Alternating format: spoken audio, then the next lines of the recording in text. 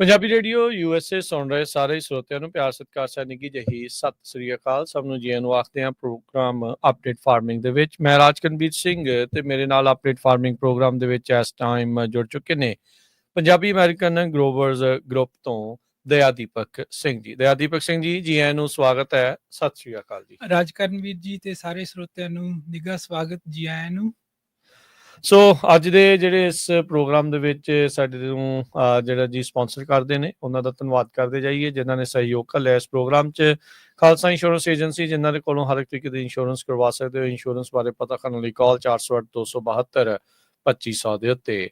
Jasbir Singh Nijjar, Tracy Ellman board of California ਤੇ USDA ਦਾ NRCS ਮਹਿਕਮਾ, ਇਹਨਾਂ ਸਾਰਿਆਂ ਦਾ ਅਸੀਂ ਧੰਨਵਾਦ ਕਰਦੇ ਹਾਂ। ਜੇਕਰ ਤੁਸੀਂ ਵੀ ਇਸ ਪ੍ਰੋਗਰਾਮ ਨੂੰ ਸਪਾਂਸਰ ਕਰਨਾ ਚਾਹੁੰਦੇ ਹੋ, ਸੰਪਰਕ ਕਰ ਸਕਦੇ ਹੋ 408-722-7698 ਦੇ ਉੱਤੇ। ਅੱਜ ਦੀਪਕ ਸਿੰਘ ਆਪਣੇ ਨਾਲ ਇਰੀਗੇਸ਼ਨ ਸਿਸਟਮਸ, ਉਸ ਨੂੰ ਲੈ ਕੇ ਵਿਸ਼ੇਸ਼ ਤੌਰ ਦੇ ਉੱਤੇ ਜਿਹੜੀ ਉਹ ਗੱਲਬਾਤ ਕਰਨਗੇ। ਇਰੀਗੇਸ਼ਨ ਸਿਸਟਮ ਕਿੱਦਾਂ ਬਣਦਾ ਆ, ਕਿਹੜੀਆਂ ਚੀਜ਼ਾਂ ਦਾ ਧਿਆਨ ਰੱਖਣਾ ਹੁੰਦਾ ਹੈ ਜਦੋਂ ਤੁਸੀਂ ਖੇਤ ਦੇ ਵਿੱਚ ਇਹ ਇਰੀਗੇਸ਼ਨ ਸਿਸਟਮ ਜਿਹੜਾ ਉਹ ਤੁਸੀਂ ਲਗਾਉਂਦੇ ਆ। ਪਹਿਲੋਂ ਆਪਣੇ ਨਾਲ ਦੀਪਕ ਸਿੰਘ ਹੁਣੀ NRCS ਦੇ ਮਹਿਕਮੇ ਦੇ ਵਿੱਚ ਸੀਗੇ, ਪਰ ਹੁਣ ਉਹਨਾਂ ਨੇ ਆਪਣੀ ਜਿਹੜੀ ਜੌਬ ਪ੍ਰੋਫਾਈਲ ਥੋੜੀ ਜਿਹੀ ਜਿਹੜੀ ਉਹ ਚੇਂਜ ਕੀਤੀ ਆ। ਪਰ ਇਰੀਗੇਸ਼ਨ ਦੇ ਨਾਲ, ਖੇਤੀਬਾੜੀ ਦੇ ਨਾਲ ਇਹਨਾਂ ਦਾ ਵਾਹ ਵਾਸਤਾ ਜੁੜਿਆ ਹੀ ਰਹਿਣਾ ਆ। ਪੰਜਾਬੀ ਅਮਰੀਕਨ ਗਲੋਬਲਸ ਗਰੁੱਪ ਦੇ ਇਹ ਪੱਕੇ ਮੈਂਬਰ ਨੇ ਤੇ ਆਪਣੇ ਨਾਲ ਇਹ ਜਾਣਕਾਰੀਆਂ ਸਾਂਝੀਆਂ ਕਰਨ ਦੇ ਲਈ ਜਿਹੜੇ ਆਪਣੇ ਨਾਲ ਸਾਂਝ ਜਿਹੜੀ ਉਹ ਪਾ ਰਹੇ ਆ। ਸੋ ਦੀਪਕ ਸਿੰਘ ਜੀ, ਅੱਜ ਦੇ ਇਸ ਪ੍ਰੋਗਰਾਮ ਦੇ ਵਿੱਚ ਆਪਾਂ ਇਰੀਗੇਸ਼ਨ ਸਿਸਟਮ ਦੇ ਕਿਹੜੇ ਪਹਿਲੂਆਂ ਦੇ ਉੱਤੇ ਗੱਲਬਾਤ ਕਰਾਂਗੇ। ਸੋ ਰਾਜਕਰਨ ਵੀਰੇ, ਇਹ ਜਿਹੜੇ ਨਵਾਂ ਆਪਾਂ ਜਦੋਂ ਇਰੀਗੇਸ਼ਨ ਸਿਸਟਮ ਆਪਾਂ ਕੋਈ ਵੀ ਲਗਾਉਂਦੇ ਆ, ਉਹ ਆਪਣੀ ਖੇਤ ਦੀ ਲਾਈਫ ਲਾਈਨ ਹੁੰਦੀ ਆ ਤੇ ਪਲੱਸ ਉਹ ਸਾਰੇ ਤੋਂ ਵੱਡੀ ਇਨਵੈਸਟਮੈਂਟ ਹੁੰਦੀ ਆ। ਉਸ ਦੇ ਸਿਰ ਤੇ ਆਪਣਾ ਥੋੜਾ ਸਾਰੀ ਜਿੰਨੇ ਬੂਟੇ ਦੀ ਲਾਈਫ ਆ, ਉਹ ਕ੍ਰੌਪ ਤੁਸੀਂ ਉਹਦੇ ਸਿਰ ਤੇ ਕੱਢਣਾ। ਜੇ ਉਸ ਤੇ ਹੋ ਗਈਆਂ, ਜੇ ਆਪਣੇ ਸ਼ੁਰੂ ਚ ਕੋਈ ਗਲਤੀਆਂ ਹੁੰਦੀਆਂ ਤਾਂ ਆਪਾਂ ਜੇ ਉਹ ਨਹੀਂ ਸੁਧਾਰਦੇ ਤੇ ਫਿਰ ਆਪਾਂ ਸਾਰੀ ਉਮਰ ਲਈ ਆਪਣੇ ਪੈਸੇ ਵੀ ਜਕੜੇ ਜਾਂਦੇ ਆ ਤੇ ਸਿਸਟਮ ਵੀ ਨਹੀਂ ਪਰਫਾਰਮ ਕਰਦਾ। ਠੀਕ ਹੈ। ਜਿਹੜਾ ਆਪਾਂ ਇਸ ਵਿਸ਼ੇ ਤੇ ਇਰੀਗੇਸ਼ਨ ਤੇ ਲੈ ਕੇ ਆਪਾਂ ਲਗਭਗ ਅੱਗੇ ਕਈ ਹੋਰ ਸੀਰੀਜ਼ ਕਰਾਂਗੇ। ਠੀਕ ਹੈ ਜੀ। ਜਿਹੜਾ ਆਪਣਾ ਅੱਜ ਦਾ ਵਿਸ਼ਾ ਉਹ ਹੈਗਾ ਵੀ ਜਦੋਂ ਤੁਸੀਂ ਬ੍ਰੈਂਡ ਨਿਊ ਨਵਾਂ ਇਰੀਗੇਸ਼ਨ ਸਿਸਟਮ ਲਾਉਣਾ, ਕਿਸ ਗੱਲਾਂ ਦਾ ਧਿਆਨ ਰੱਖਣਾ, ਜਾਂ ਕਿਸੇ ਤੁਸੀਂ ਡਿਫਰੈਂਟ ਕੰਪੋਨੈਂਟਸ ਜਾਂ ਜਿਹੜੇ ਪੁਰਜੇ ਉਹਦੇ ਚ ਲਾਉਣੇ ਆ, ਕਿਹੜੇ ਆ ਤੇ ਕਿੱਦਾਂ ਲਾਉਣੇ ਆ, ਕਿਉਂ ਉਹਨਾਂ ਦੀ ਜ਼ਰੂਰਤ ਆ। ਠੀਕ ਹੈ ਜੀ। ਤੇ ਉਹ ਸਾਰੇ ਦੇ ਲਗਭਗ ਜੋ ਵੀ ਇਸ ਤੇ ਸਵਾਲ ਜਵਾਬ ਆਪਾਂ ਇਸ ਵਿਸ਼ੇ ਤੇ ਅੱਜ ਕਰਾਂਗੇ ਜੀ। ਠੀਕ ਹੈ ਜੀ। ਸੋ ਸ਼ੁਰੂਆਤ ਦੇ ਵਿੱਚ ਜੇ ਦੀਪਕ ਸਿੰਘ ਆਪਾਂ ਇਸ ਦੀ ਜਿਹੜੀ ਉਹ ਗੱਲ ਕਰਦੇ ਜਾਈਏ, ਸੋ ਇਰੀਗੇਸ਼ਨ ਸਿਸਟਮ ਡਿਜ਼ਾਈਨ ਕਰਨ ਦੇ ਲਈ ਸਭ ਤੋਂ ਪਹਿਲੀ ਚੀਜ਼ ਜਿਹੜੀ ਉਹ ਕਿਹੜੀ ਹੁੰਦੀ ਆ? ਖੇਤਰਫਲ ਕਿੰਨਾ ਆ, ਕਿੰਨਾ ਪਾਣੀ ਆ ਰਿਹਾ ਆ, ਜ਼ਮੀਨ ਹੇਠਲਾ ਪਾਣੀ ਆ ਕਿ ਬਾਹਰਲਾ ਪਾਣੀ ਆ? ਸੋ ਸਭ ਤੋਂ ਪਹਿਲੀਆਂ ਜਿਹੜੀਆਂ ਅਹਿਮ ਜਿਹੜੀਆਂ ਕਹਿ ਲਓ ਵੀ ਚੀਜ਼ਾਂ ਉਹ ਕਿਹੜੀਆਂ ਹੁੰਦੀਆਂ? ਰਾਜਕਰਨ ਵੀਰੇ, ਸਾਰਿਆਂ ਤੋਂ ਪਹਿਲੇ ਜਿਹੜੀ ਅਹਿਮ ਹੈਗੀ, ਪਹਿਲਾਂ ਆਪਾਂ ਦੇਖਣਾ ਵੀ ਆਪਾਂ ਪਲਾਂਟ ਕੀ ਕਰਨਾ। ਠੀਕ ਹੈ। ਤੇ ਮੁੜ ਕੇ ਉਹਦੀ ਡਿਮਾਂਡ ਕੀ ਹੈਗੀ। ਓਕੇ, ਵੀ ਉਹਦਾ ਜਿੱਦਾਂ ਸਾਲਾਨਾ ਜਾਂ ਮੰਥਲੀ ਉਹਨੂੰ ਕਿੰਨਾ ਚਾਹੀਦਾ? ਉਹਨੂੰ ਆਪਾਂ ਡੇਲੀ ਦੇ ਹਿਸਾਬ ਨਾਲ ਚੱਲਣਾ ਜੀ। ਡੇਲੀ ਦੇ ਹਿਸਾਬ ਨਾਲ ਬਣਾਇਆ ਜਾਂ ਡੇਲੀ ਜਾਂ ਵੀਕਲੀ ਆਪਾਂ ਦੇਖਣਾ ਉਹਨੂੰ ਕਿੰਨੀ ਪਾਣੀ ਦੀ ਜ਼ਰੂਰਤ ਆ। ਫਿਰ ਆਪਾਂ ਉਸ ਹਿਸਾਬ ਨਾਲ ਆਪਾਂ ਸਿਸਟਮ ਨੂੰ ਡਿਜ਼ਾਈਨ ਕਰਨਾ। ਜੇ ਤੁਸੀਂ ਆਪਣੀ ਪਹਿਲੀ ਸਲਾਈਡ ਤੇ ਜਾਓਗੇ, ਏਜੰਡਾ, ਉਹਦੇ ਵਿੱਚ ਆਪਾਂ ਕਵਰ ਕਰ ਦਿਆਂਗੇ ਵੀ ਪੰਪ ਟੈਸਟ ਕਰਾਉਣਾ। ਜੇ ਤੁਸੀਂ ਵੱਖਰੇ ਡਿਫਰੈਂਟ ਵੈਂਡਰਸ ਜਾਂ ਜਿਹੜੇ ਸਰਵਿਸਿਜ਼ ਪ੍ਰੋਵਾਈਡ ਕਰਦੇ ਆ, ਉਹਨਾਂ ਤੋਂ ਤੁਸੀਂ ਕੋਟੇਸ਼ਨ ਲੈਣੇ ਆ, ਉਹਨਾਂ ਵਿੱਚ ਬਹੁਤ ਅੰਤਰ ਹੁੰਦਾ। ਠੀਕ ਹੈ। ਆਪਾਂ ਕਿੱਦਾਂ ਕੰਪੇਅਰ ਕਰਨਾ। ਓਕੇ। ਨੰਬਰ 3 ਤੇ ਆਪਾਂ ਜਾਣਕਾਰੀ ਦੇਵਾਂਗੇ ਸਰੋਤਿਆਂ ਨੂੰ, ਜਿਹੜੀ ਡ੍ਰਿਪ ਵਾਲੀ ਪਾਈਪ ਹੁੰਦੀ ਹੈ, ਟਿਊਬਿੰਗ ਕਹਿੰਦੇ ਆ, ਉਹ ਦੋ ਪ੍ਰਕਾਰ ਦੀ ਹੁੰਦੀ ਹੈ, ਇੱਕ ਹੁੰਦੀ PC ਤੇ ਇੱਕ ਨਾਨ PC। ਉਸ ਤੋਂ ਬਾਅਦ ਆਪਾਂ ਗੱਲ ਕਰਾਂਗੇ ਕਿਹੜੇ ਤਰ੍ਹਾਂ ਦੇ ਫਿਲਟਰ ਹੁੰਦੇ ਆ, ਕਿੱਦਾਂ ਉਹਨਾਂ ਨੂੰ ਆਪਾਂ ਸਿਲੈਕਟ ਕਰਨਾ, ਕਿਹੜੇ ਚੰਗੇ ਕਿਹੜੇ ਮਾੜੇ।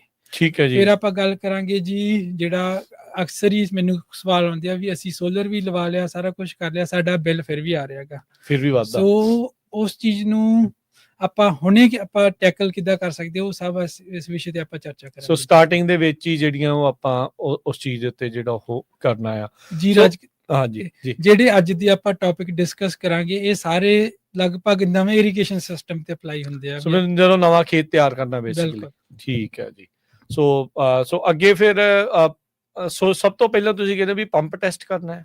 ਹਾਂਜੀ, ਨਹੀਂ ਰਾਜਕਰਨ ਵੀਰੇ, ਸਾਰੇ ਪੰਪ ਟੈਸਟ ਤੁਸੀਂ ਨੰਬਰ 2 ਸਲਾਈਡ ਤੇ ਜਾਓ। ਠੀਕ ਹੈ ਜੀ। ਮੈਂ ਸਰੋਤਿਆਂ ਨੂੰ ਦੱਸ ਦੇਣਾ ਚਾਹੁੰਦਾ ਵੀ ਜਿਹੜੇ ਆਪਣੇ ਅਗਲੇ ਸੀਰੀਜ਼ ਚ ਆਪਾਂ ਕੀ ਕੁਝ ਕਵਰ ਕਰਾਂਗੇ, ਉਹਦੇ ਵਿੱਚ ਹੈਗਾ ਜੀ ਬੂਟਿਆਂ ਦੀ ਡਿਮਾਂਡ ਕਿੰਨੀ ਆ, ਸੋਇਲ ਮੋਇਸਚਰ ਸੈਂਸਰ ਲਾਉਣੇ ਆ ਜਾਂ ਕਿੱਦਾਂ ਲਾਉਣੇ, ਕਿੱਥੇ ਲਾਉਣੇ, ਇਰੀਗੇਸ਼ਨ ਨੂੰ ਕਿੱਦਾਂ ਸਕੇਜੂਲ ਕਰਨਾ ਤੇ ਉਹਦੀ ਸਾਂਭ ਸੰਭਾਲ ਕਿੱਦਾਂ ਕਰਨੀ ਆ। ਇਹ ਆਪਾਂ ਸਾਰੇ ਜਿਹੜੇ ਵਿਸ਼ੇ ਆ ਆਪਾਂ ਅਗਲੇ ਸੀਰੀਜ਼ ਦੇ ਵਿੱਚ ਕਰਾਂਗੇ। ਹਾਂਜੀ ਰਾਜਕਰਨ ਵੀਰੇ, ਜੇ ਤੁਸੀਂ ਨੰਬਰ 3 ਸਲਾਈਡ ਤੇ ਜਾਓ, ਉਹਦੇ ਤੇ ਹੈਗਾ ਜੀ ਡਿਜ਼ਾਈਨ ਸਟ੍ਰੈਟਜੀ। ਹੁਣ ਜਿੱਦਾਂ ਤੁਸੀਂ ਸਵਾਲ ਪੁੱਛਿਆ ਸੀ, ਸਾਰੇ ਤੋਂ ਪਹਿਲਾਂ ਪੰਪ ਟੈਸਟ ਕਰਨਾ ਜਾਂ ਕੀ ਕਰਨਾ ਚਾਹੀਦਾ। ਸੋ ਸਾਰੇ ਤੋਂ ਪਹਿਲਾਂ ਆਪਾਂ ਦੇਖਣਾ ਵੀ ਆਪਣੇ ਲਿਮਿਟਿੰਗ ਫੈਕਟਰਸ ਕਿਹੜੇ ਹੈਗੇ ਜਿਹੜੇ ਆਪਾਂ ਕੰਟਰੋਲ ਕਰ ਸਕਦੇ ਆ ਜਾਂ ਨਹੀਂ ਕਰ ਸਕਦੇ। ਨੰਬਰ 1 ਤਾਂ ਹੈਗਾ ਜੀ, ਜਿਵੇਂ ਪੁਰਾਣੇ ਕਨੈਕਸ਼ਨ ਲੱਗੇ ਹੋਏ ਲੋਕਾਂ ਦੇ ਟਰਾਂਸਫਾਰਮਰ ਛੋਟੇ ਰਹਿ ਗਏ ਕਿਉਂਕਿ ਪਾਣੀ ਦਾ ਪੱਧਰ ਥੱਲੇ ਜਾਈ ਜਾਂਦਾ, ਮੋਟਰਾਂ ਦਾ ਸਾਈਜ਼ ਵੱਡਾ ਹੋ ਰਿਹਾ ਤੇ ਉਸ ਦੀ ਬਿਜਲੀ ਦੀ ਡਿਮਾਂਡ ਪੂਰੀ ਕਰਨ ਨੂੰ ਕਈਆਂ ਦੇ 240 ਵੋਲਟ ਆ ਰਹੀ ਹੈਗੀ, ਕਈਆਂ ਦੇ 400 ਆਈ ਥਿੰਕ 80 ਆ ਰਹੀ ਹੈਗੀ। ਸੋ ਸਭ ਤੋਂ ਪਹਿਲਾਂ ਆਪਾਂ ਦੇਖਣਾ ਵੀ ਆਪਣਾ ਟਰਾਂਸਫਾਰਮਰ ਦਾ ਮੈਕਸਿਮਮ ਸਾਈਜ਼ ਕੀ ਆ। ਇਹ ਨਾ ਹੋਵੇ ਵੀ ਆਪਾਂ ਸਿਸਟਮ ਬਣਾ ਲਈਏ 40 ਹਾਰਸ ਪਾਵਰ ਦੀ ਮੋਟਰ ਦਾ ਜਾਂ ਕੁਝ ਵੀ, ਤੇ ਬਾਅਦ ਚ ਪਤਾ ਚੱਲਿਆ ਸਾਡਾ ਟਰਾਂਸਫਾਰਮਰ ਤਾਂ 30 ਹਾਰਸ ਪਾਵਰ ਤੱਕ ਹੀ ਚੱਲਦਾ। ਅੱਛਾ, ਸੋ ਜੋ ਤੁਹਾਨੂੰ ਪਤਾ ਪੀਜੀਐਨਡੀ ਨੂੰ ਅਪਗ੍ਰੇਡ ਕਰਨ ਚ ਕਾਫੀ ਲੰਬਾ ਸਮਾਂ ਲੱਗ ਜਾਂਦਾ ਹੈ ਨਾ ਜੀ। ਸਹੀ ਗੱਲ ਆ। ਸੋ ਨੰਬਰ 2 ਤੇ ਹੈਗਾ ਵੀ ਜਿਹੜਾ ਆਪਣਾ ਬੋਰ ਆ ਉਹਦੇ ਸਾਈਜ਼ ਤੇ ਡੈਪਥ ਕਿੰਨੀ ਹੈਗੀ। ਬੋਰ ਪੁਰਾਣਾ ਨਵਾਂ, ਉਹਦੇ ਚ ਵਿੰਗ ਤਾਂ ਨਹੀਂ ਕਿਤੇ ਪੈ ਗਿਆ, ਬਲਜਿੰਗ ਤਾਂ ਨਹੀਂ ਹੋਗੀ। ਸੋਚ ਆਪਾਂ ਕਿੱਡੀ ਵੱਡੀ ਮੋਟਰ ਪਾ ਸਕਦੇ, ਕਿੱਡੀ ਜਿਹੜਾ ਦਾ ਡਾਇਆਮੀਟਰ ਹੁੰਦਾ ਮੋਟਰ ਕਿੱਡੀ ਚੜਾਈ ਵਾਲੀ ਪਾ ਸਕਦੇ ਆ, ਕਿੰਨੀ ਡੈਪਥ ਤੇ ਪਾਉਣੀ ਆ। ਠੀਕ ਹੈ ਜੀ। ਉਸ ਤੋਂ ਬਾਅਦ ਆਉਂਦੇ ਆ ਜਿਹੜੇ ਬੋਰ ਹੁੰਦੇ ਆ ਆਪਣੇ ਇੱਥੇ 2 ਪ੍ਰਕਾਰ ਦੇ ਆ, ਇੱਕ ਕਹਿੰਦੇ ਓਪਨ ਕੈਵਿਟੀ, ਇੱਕ ਹੁੰਦੇ ਆ ਫਿਲਟਰ ਵਾਲੇ। ਜਿੱਦਾਂ ਓਪਨ ਕੈਵਿਟੀ ਦੇ ਥੱਲੇ ਧਰਤੀ ਦੇ ਟੋਆ ਹੁੰਦਾ ਜੀ, ਤੇ ਜਿਹੜੇ ਹੁੰਦੇ ਫਿਲਟਰ ਵਾਲੇ ਉਹਨਾਂ ਦੇ ਆਲੇ ਦੁਆਲੇ ਡੂੰਘੇ ਬੋਰ ਕਰਕੇ ਬਜਰੀ ਪਾਈ ਹੁੰਦੀ ਆ। ਠੀਕ ਹੈ। ਸੋ ਦੋਨਾਂ ਦੇ ਆਪਦੇ ਹੈਗੇ ਆ ਕਰੈਕਟਰਿਸਟਿਕਸ। ਜਿਹੜੇ ਆਪਣੇ ਫਿਲਟਰ ਵਾਲੇ ਜਿਹੜੇ ਕਿ ਅੱਜ ਕੱਲ ਕਰਦੇ ਆ, ਇਹ ਕੁਝ ਹੱਦ ਤੱਕ ਪਾਣੀ ਸਾਫ਼ ਕੱਢਦੇ ਹੈਗੇ, ਨਾਲ ਹੀ ਕੱਢ ਕੇ ਆ ਜਾਂਦਾ ਆ ਸਾਫ਼। ਜਿਹੜੇ ਕੈਵਿਟੀ ਵਾਲੇ ਆ ਉਹਨਾਂ ਚ ਅਕਸਰ ਸਮੱਸਿਆ ਆ ਜਾਂਦੀ ਹੈ ਵੀ ਜਦੋਂ ਪਾਣੀ ਦਾ ਪੱਧਰ ਘਟ ਜਾਂਦਾ ਉਹ ਰੇਤਾ ਕੱਢਣ ਲੱਗ ਜਾਂਦੇ ਆ, ਰੇਤਲੀ ਹੋ ਜਾਂਦੀ ਹੈ। ਠੀਕ ਹੈ ਜੀ। ਸੋ ਇਹ ਤਾਂ ਹੈਗੇ ਆਪਣੇ ਲਿਮਿਟਿੰਗ ਫੈਕਟਰਸ ਵੀ ਆਪਾਂ ਦੇਖਣੇ ਆ। ਸੋ ਜੇ ਤੁਹਾਡੇ ਕੋਲੇ ਉਦੋਂ ਅਗਲਾ ਪੁਆਇੰਟ ਹੁੰਦਾ ਵੀ ਤੁਹਾਡੇ ਕੋਲੇ ਜੇ ਤੱਕ ਤੇ ਆਲਰੇਡੀ ਪੰਪ ਲੱਗਿਆ ਹੋਇਆ, ਸੋ ਉਸ ਦਾ ਪਹਿਲਾ ਪੈਰਾਮੀਟਰ ਹੈਗਾ ਵੀ ਆਪਾਂ ਪੰਪ ਟੈਸਟ ਕਰਾਉਣਾ। ਫਿਰ ਉਸ ਬਿਹਾਫ ਤੇ ਆਪਾਂ ਇਰੀਗੇਸ਼ਨ ਸਿਸਟਮ ਡਿਜ਼ਾਈਨ ਕਰਨਾ, ਕਿਉਂਕਿ ਤੁਹਾਡੇ ਆਲਰੇਡੀ ਪੰਪ ਲੱਗਿਆ ਹੋਇਆ, ਉਹਦੀ ਆਪਾਂ ਪੀਕ ਪਰਫਾਰਮੈਂਸ ਲੱਭ ਕੇ ਵੀ ਇਹ ਸਾਰੇ ਤੋਂ ਵਧੀਆ ਕਿਸ ਜਗ੍ਹਾ ਤੇ ਕੰਮ ਕਰਦਾ, ਕਿੱਥੇ ਸਾਰੇ ਤੋਂ ਘੱਟ ਬਿਜਲੀ ਖਾਂਦਾ, ਵੱਧ ਪਾਣੀ ਪ੍ਰੈਸ਼ਰ ਕੱਢਦਾ, ਉਸ ਤੇ ਨਿਰਭਰ ਕਰਕੇ ਆਪਾਂ ਸਾਰਾ ਸਿਸਟਮ ਉਸ ਤੇ ਬੇਸ ਤੇ ਤਿਆਰ ਕਰਨਾ। ਠੀਕ ਹੈ। ਨੰਬਰ 3 ਤੇ ਹੈਗਾ, ਜੇ ਤੁਸੀਂ ਨਵਾਂ ਹੀ ਪੰਪ ਲਾ ਰਹੇ ਆ ਜਾਂ ਕਨਾਲ ਤੋਂ ਲਾ ਰਹੇ ਆ, ਸੋ ਫਿਰ ਆਪਾਂ ਪਹਿਲਾਂ ਮੈਂ ਇਸ ਚ ਸੁਜੈਸਟ ਕਰਦਾ ਵੀ ਆਪਾਂ ਪਹਿਲਾਂ ਇਰੀਗੇਸ਼ਨ ਸਿਸਟਮ ਡਿਜ਼ਾਈਨ ਕਰਨਾ।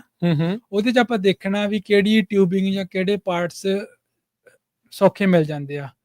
ਇਸ ਤੋਂ ਪ੍ਰਭਾਵ ਵੀ ਆਪਾਂ ਜੇ ਕੋਈ ਕਸਟਮ ਪਾਰਟਸ ਜਾਂ ਕਸਟਮ ਟਿਊਬਿੰਗ ਆਰਡਰ ਕਰ ਲਈ, ਕੱਲ ਨੂੰ ਸਾਲ ਬਾਅਦ ਉਹ ਟੁੱਟ ਗਈ ਜਾਂ ਕੋਈ ਕੀ ਆਪਾਂ ਨੂੰ ਪਾਰਟਸ ਦੁਬਾਰਾ ਮਿਲਣਗੇ ਜਾਂ ਨਹੀਂ ਮਿਲਣਗੇ। ਫੋਰਡ ਦੀ ਗੱਡੀ ਆ ਕਿ ਯੂਰਪੀਅਨ ਮਾਡਲ। ਸੋ ਕਈ ਵਾਰੀ ਜਿਹੜੇ ਕਈ ਵੈਂਡਰ ਕੀ ਕਰਦੇ ਆ ਕਿ ਉਹ ਬਲਕ ਚ ਸਮਾਨ ਮੰਗਾ ਲੈਂਦੇ ਆ ਕਸਟਮ ਤੇ, ਜਾਂ ਕੋਈ ਲੈਫਟ ਓਵਰ ਹੋ ਜਾਂਦਾ। ਸੋ ਇੱਕ ਵਾਰੀ ਉਹ ਵੱਡੇ ਪ੍ਰੋਜੈਕਟ ਚ ਛੋਟੇ ਲੱਗ ਜਾਂਦਾ, ਫਿਰ ਕੱਲ ਨੂੰ ਸਾਲ ਬਾਅਦ ਤੁਹਾਡਾ ਰੱਬ ਨਾ ਕਰੇ ਕੋਈ ਹੋਜ਼ ਟੁੱਟ ਗਈ ਜਾਂ ਕੁਛ, ਤੁਹਾਨੂੰ ਰਿਪਲੇਸਮੈਂਟ ਨਹੀਂ ਮਿਲਣੀ ਜੋ ਕਿ ਇੱਕ ਹੋਜ਼ ਦੀ। ਸੋ ਜਦੋਂ ਆਪਾਂ ਨਵਾਂ ਤਿਆਰ ਕਰ ਰਹੇ ਆ ਪੰਪ, ਆਪਾਂ ਨਵਾਂ ਲਾਉਣਾ, ਸੋ ਆਪਣੀ ਕੋਸ਼ਿਸ਼ ਹੁੰਦੀ ਆ ਵੀ ਦੇਖਣਾ ਵੀ ਕਿਹੜੀਆਂ ਕਿਹੜੀਆਂ ਚੀਜ਼ਾਂ ਆਮ ਹੀ ਆਪਾਂ ਨੂੰ ਮਿਲ ਜਾਂਦੀਆਂ ਇਰੀਗੇਸ਼ਨ ਵੈਂਡਰ ਤੋਂ, ਉਸ ਤੇ ਨਿਧਾਰ ਤੇ ਪਾਣੀ ਦੀ ਡਿਮਾਂਡ ਤੇ, ਜਾਂ ਕੱਲ ਨੂੰ ਤੁਸੀਂ ਸੋਲਰ ਲਾਉਣਾ ਚਾਹੁੰਦੇ ਆ ਜਾਂ ਨਹੀਂ, ਉਹ ਸਭ ਚੀਜ਼ਾਂ ਮੱਦੇ ਨਜ਼ਰ ਰੱਖ ਕੇ ਆਪਾਂ ਪਹਿਲਾਂ ਇਰੀਗੇਸ਼ਨ ਸਿਸਟਮ ਡਿਜ਼ਾਈਨ ਕਰਨਾ। ਫਿਰ ਉਸ ਬੇਸ ਤੇ ਆਪਾਂ ਪੰਪ ਸਿਲੈਕਟ ਕਰਨਾ ਵੀ ਇਹਦੀ ਡਿਮਾਂਡ ਨੂੰ ਆ ਪੰਪ ਮੀਟ ਕਰੇਗਾ। ਹਾਂਜੀ ਬਿਲਕੁਲ।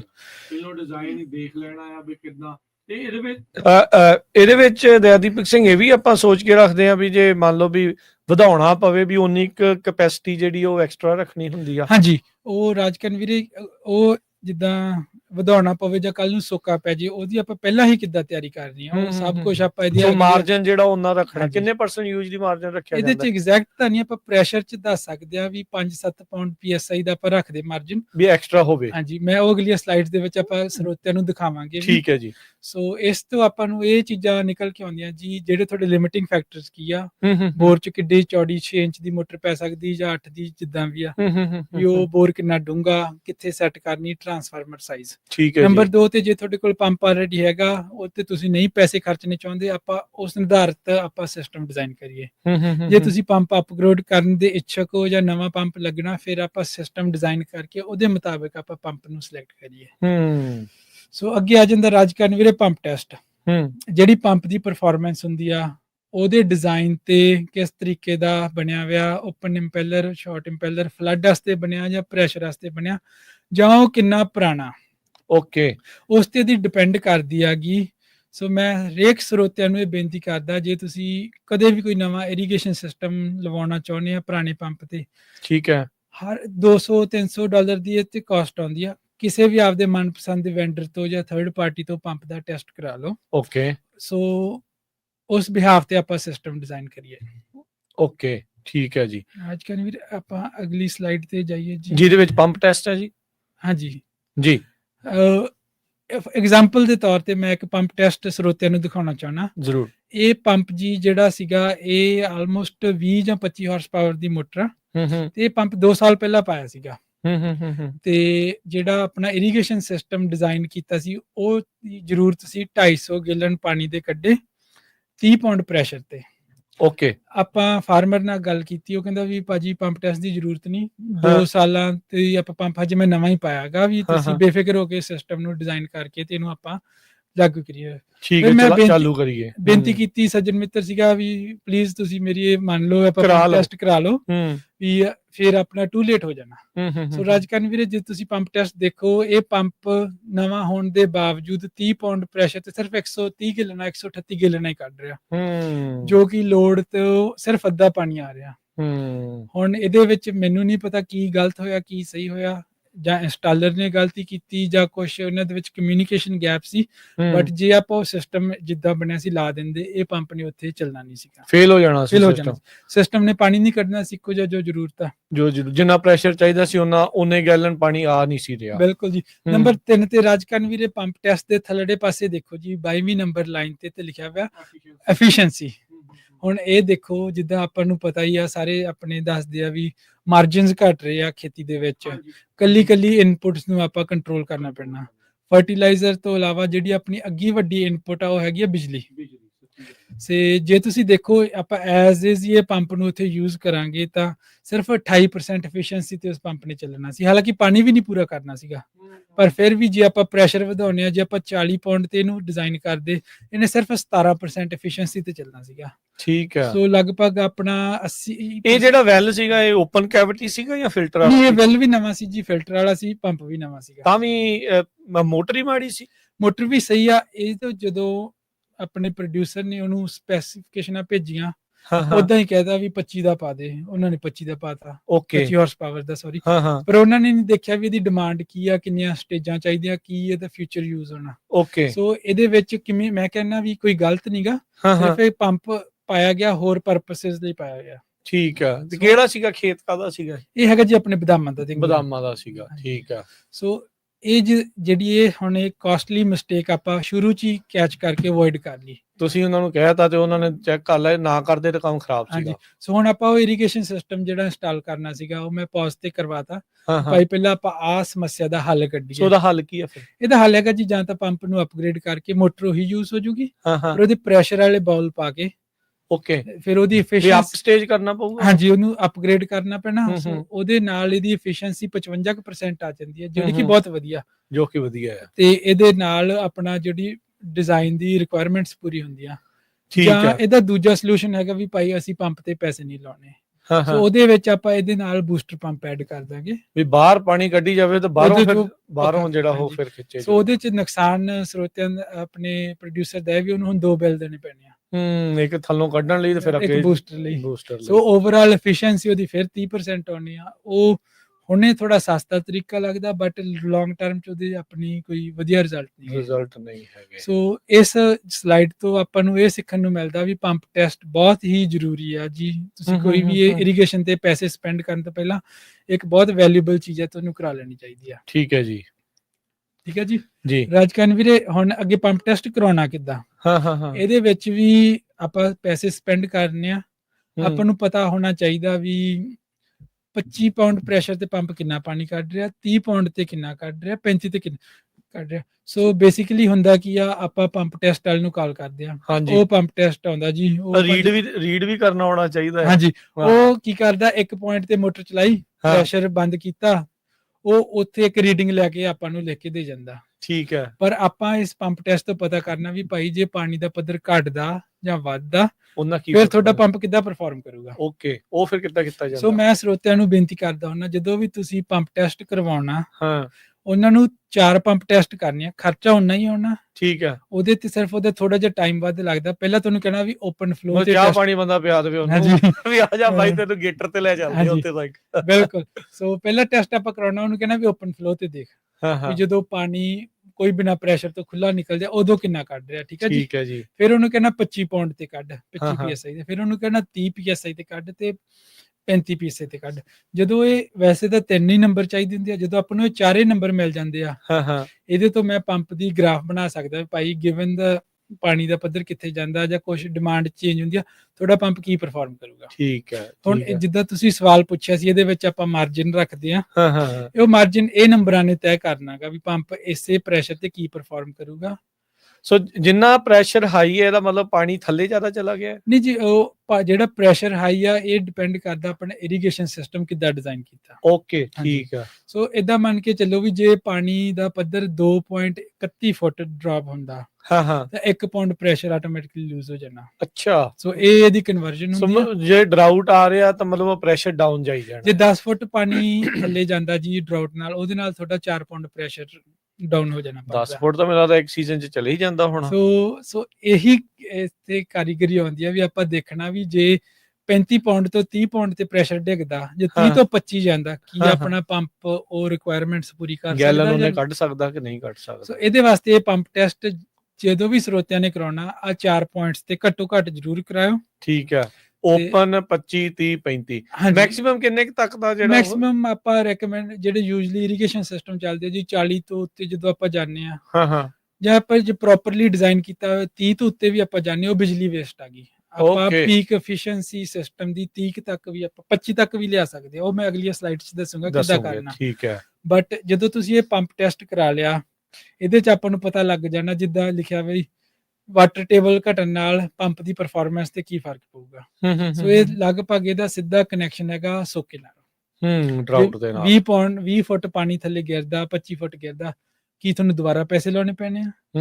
ਕੀ ਆਪਾਂ ਹੁਣ ਹੀ ਉਹਦੀ ਤਿਆਰੀ ਕਰ ਸਕਦੇ ਆ? ਸੋ ਇਸ ਤੋਂ ਆਪਾਂ ਇਸ ਚੀਜ਼ ਸਿੱਖ ਕੇ ਵੀ ਭਾਈ ਆਹ ਪੈਰਾਮੀਟਰਸ ਆ, ਹੁਣ ਆਪਾਂ ਇਹਦੇ ਬੇਸ ਤੇ ਸਿਸਟਮ ਡਿਜ਼ਾਈਨ ਕਰਨਾ। ਠੀਕ ਹੈ ਜੀ।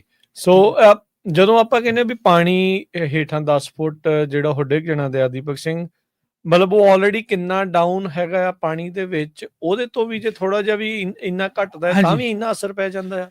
ਰਾਜਕਨ ਵੀਰੇ, ਪਾਣੀ ਜਦੋਂ ਆਪਾਂ ਮਾਪਦੇ ਆ ਵੈਲ ਟੈਸਟ, ਉਹਦੇ ਚ 3 ਪੈਰਾਮੀਟਰ ਹੁੰਦੇ ਆ। ਹਾਂ ਹਾਂ, ਸਾਰਾ ਤੋਂ ਪਹਿਲਾਂ ਹੁੰਦਾ ਸਟੈਂਡਿੰਗ ਵਾਟਰ ਲੈਵਲ, ਠੀਕ ਹੈ ਜੀ। ਠੀਕ ਹੈ, ਸਟੈਂਡਿੰਗ ਵਾਟਰ ਲੈਵਲ ਮਤਲਬ ਵੀ ਪੰਪ ਨਹੀਂ ਚੱਲ ਰਿਹਾ, ਖੜਾ ਪਾਣੀ 100 ਫੁੱਟ ਤੇ ਆ, ਠੀਕ ਹੈ। ਠੀਕ ਹੈ ਜੀ।